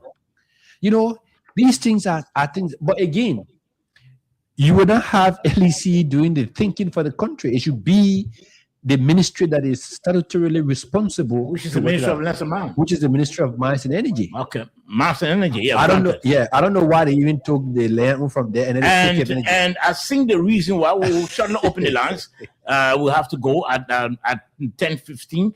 The reason why I'm sure the Ministry of Lands and Mines is not concerned about the energy aspect is because maybe there were in the mines area they Of they course, but the receive mines are- resources. And get me right. Again, I think government itself has made a lot of mistakes in identifying people to occupy the deputy minister for mines position. The past two previous deputy minister for energy were geologists. My good friend, George Gunter, he was the one on the WIA government. He's a seasoned geologist, very respected. The current deputy minister for energy, he's a geologist. So how in the world you will solve the energy problem when you have people who are basically not in the sector?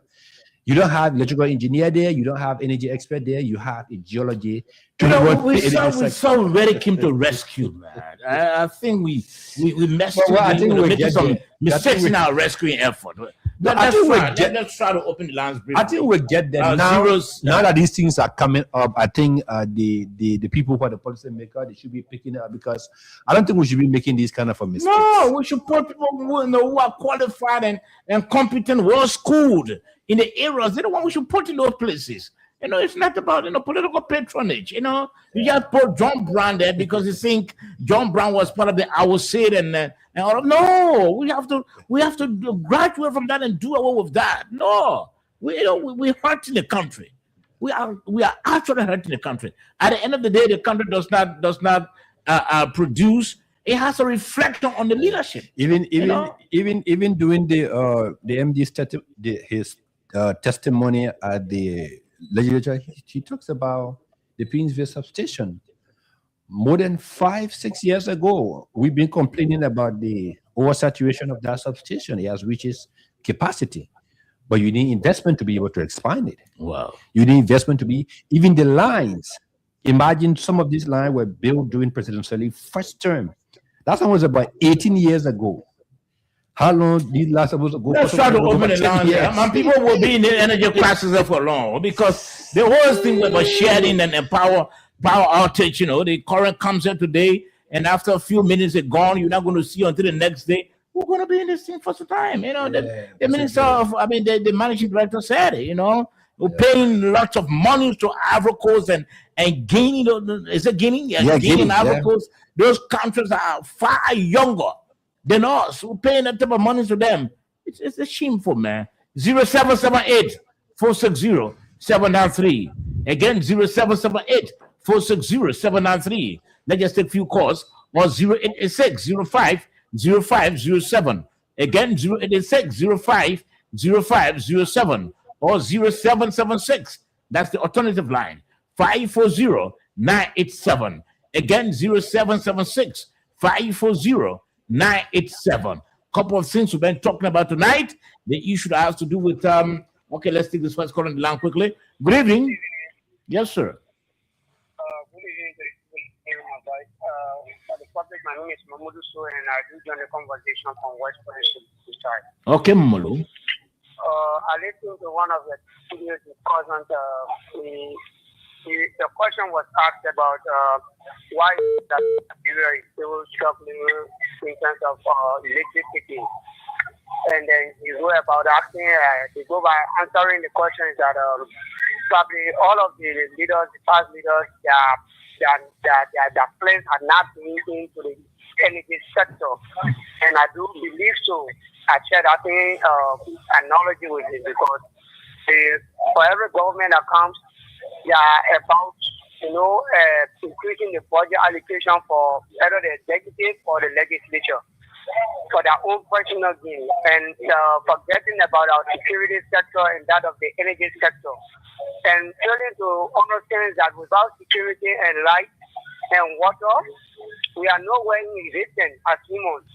So it's very much disgusting and very much unfortunate that Liberia, the oldest country in Africa, should be begging from the neighboring little better, I would say, because Guinea is just about 53, 54 years of independence because of the neighboring Africa. So it's very shameful for us. Very shameful. These are questions I've been asking about. I've been asking myself. Where people will continue like this, or where our own children come and experience the same situation. So we are calling on the Unity Party government, although we are the one that voted them. Let's prioritize our energy sector and our security sector. Imagine our whole country, we are only depending on 2,000 soldiers. It's very much disgusting to me. Okay. All right. So let's take additional calls. 0778-460-793. Again, 0778-460-793 or 086-050507. Again, 086-050507. Let's take this caller quickly. Good evening. Yes, sir. Yeah, the Tunisians come and call it for Banjo. Okay, let's hear from you. Yeah, I think topic on the it's very sorrowful. It's sorrowful. Very sorrowful. You talk about land and man, if you only think about the food there, just think about the minerals that job for them is very share. You don't think about electricity. The only way they pay or down, this way, and supply. Like the email that we got a big waterfall. Waterfall can supply the food of Southeast with the hydro. All of those things, the food, every time. We don't have oil in the burning gasoline fuel. It's a setback for what we need this kind of thing. For generations which is very, very much thank you for it. Okay. Now we got a sort of problem, and this is my disappointment. And then we giving the speaker this $1 million plus and deputies. Why should we hurt the country this way? At the end of the day, the bulk of the people they suffered because the people, the ordinary people who's supposed to benefit from the supply of electricity, they can get it. People sleep in the dark. But a one-man office is taking $1 million, $2 million. For what? You know, it's troubling, man. We know it's troubling. Somewhat. Okay, let me take this caller quickly. Good evening. Shabba, good evening. Yes, sir. Let's hear from you. Thank you. Let me say good evening to all of the panelists on the panel tonight. Please call you William Covey, and I've done this conversation from the secretary and some member of the United Party. Surely.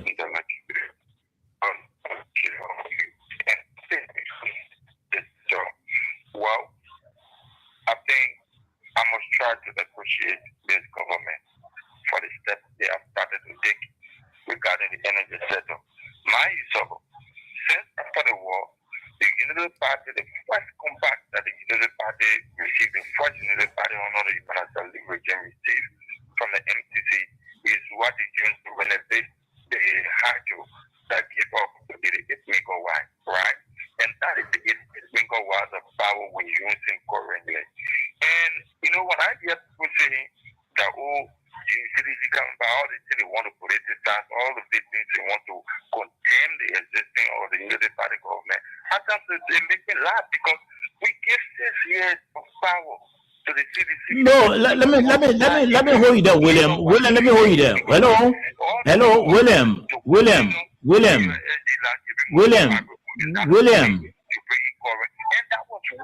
Hello. Agricole, you should have taken that money to even build even 5 megawatts in Liberia here. So I only 88 megawatts. Would have here this somewhere, but now I think this government is on track now. Like you see the solar power, the solar plant at the building, but next month will be dedicated. That is 20 megawatts. If that 20 megawatts, I only 88 megawatts we using now. That is 100. And then the finance minister has already told us that this current the MCC company that we have won, the building to the MCC that all of the funding should be directed to energy. So if everything is directed to energy, Saba, just me before the season ends, I think, or maybe after the season of the next thing, we'll be heading to even 200-300 megawatts. I think for that period level, to solve some of our problems. Okay. These people who were just there yesterday that we gave them, they were never to ask single megawatt. All it does was, we connect their homes. You connect their homes to what? The existing megawatt you have, all you want to do, you put more weight on the hydro, and this is where we're getting the power outages, right? Because the weight is too much. Okay. All right. Many thanks. Construct the 1 or 2 megawatt hydro would have been here somewhere. All right. Many thanks. Let them keep quiet. Thank you. Many thanks. You know, they think about us going back to attack people or throw jabs at previous. We have to, graduate from that. The fact that the people elected the rescue administration, and this much disappointment. Every time, the current talking, they will throw jabs at the previous. The previous gone. They're no longer in the picture. No, but you cannot even. Yeah. That's the reason why you've been elected to do the appropriate for the people. The current gone and the previous gone. Let us not, because when you continue to criticize the previous, you continue to condemn the previous, you lose track. At the end of the day, you never do what you're supposed to do. The previous gone.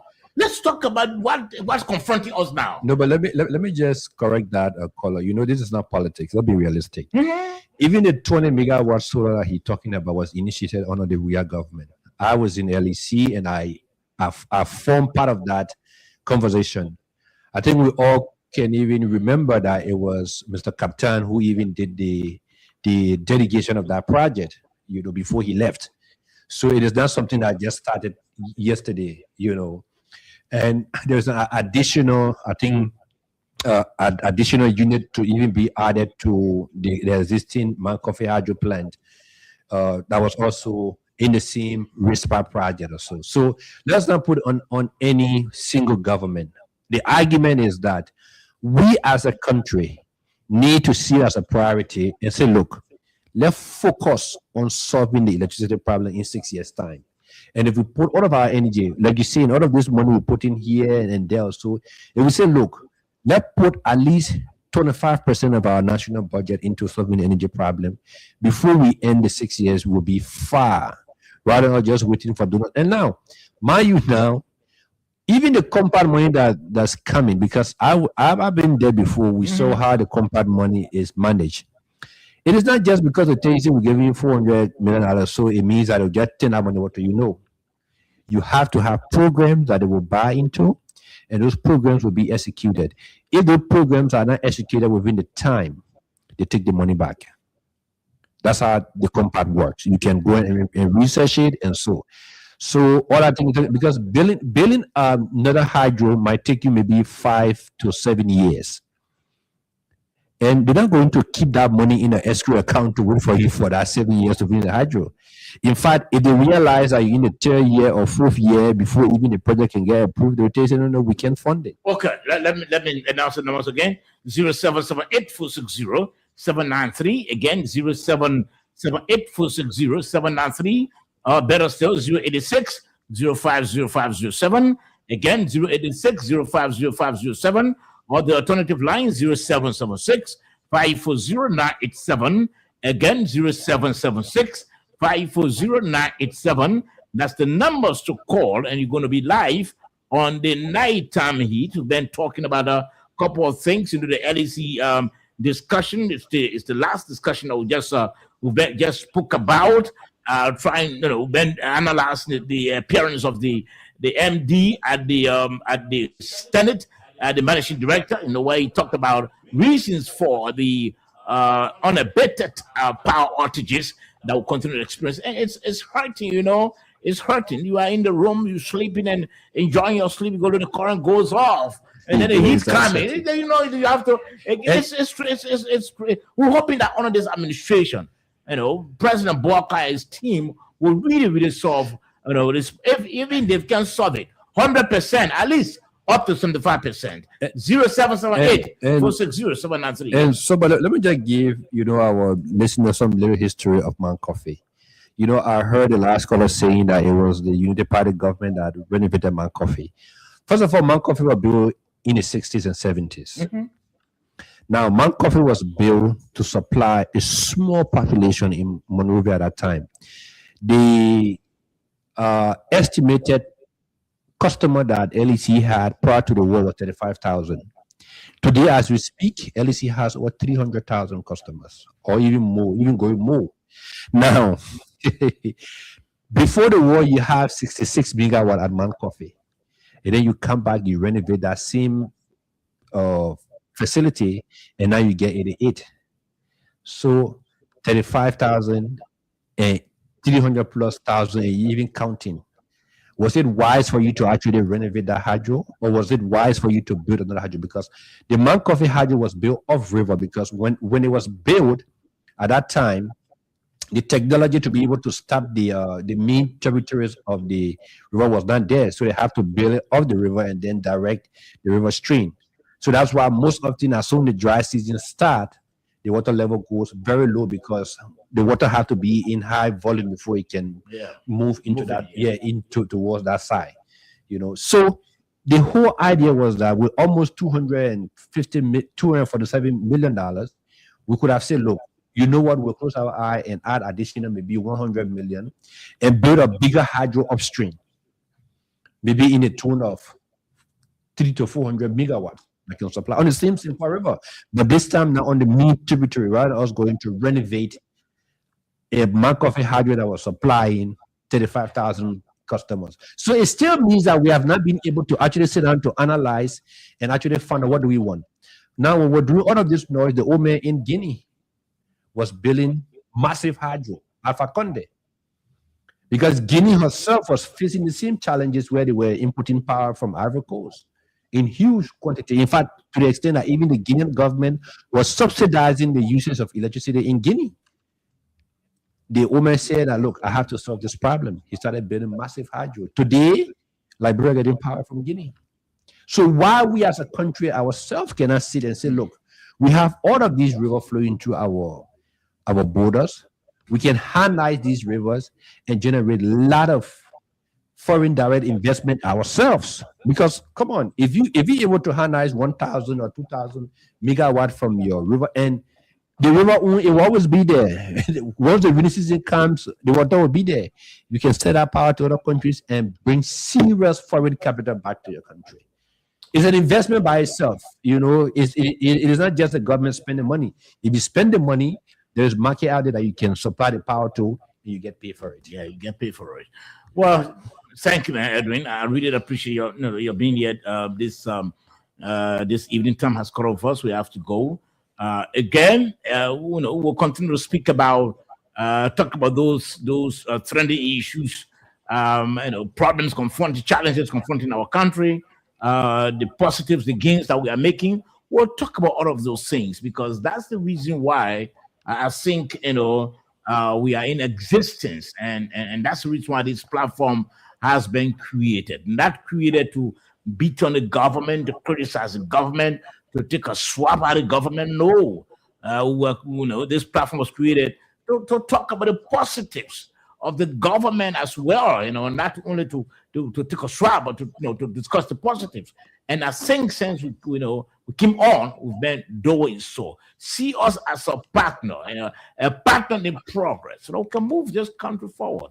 Liberia belongs to all of us, and let's start changing our minds and our attitudes, the way we do things in this country. At the end of the day, we're not going to move the country forward, especially when we're going to have that mentality of pulling down each other, that mentality of always finding something against somebody, that mentality of always, hating somebody, keeping malice and all of that. Somebody did something to you in the past. Hey, lift it and go and move ahead. But if you say, well, I will keep it and I'll set the scores with the president, you're messing things up. At the end of the day, you're not going to get this country going anywhere. Look at what my colleagues explained. Putting people in the offices who don't have the credential and misplaced people. How do you put somebody who's a geologist in an area where the president's supposed to be talking about energy? So we need to really see how we do things right in our country. Liberia belongs to all of us. I mean, sometimes I know people say, "Well, we try to be critical," but we are not being critical. We try to be as patriotic we can be, talking about the country, pushing the interests of the country, espousing those things that are supposed to make our country better. And that's the reason why our platform is here. Well, we want to thank you. Thank all of you for listening and for viewing. Thanks to my producers as well. God willing, we'll be back on Monday. And of course, we're going to be here to talk about our dear country, Liberia. Liberia belongs to all of us. We'll have to talk about Liberia anytime. Have a pleasant time. Sober George is my name.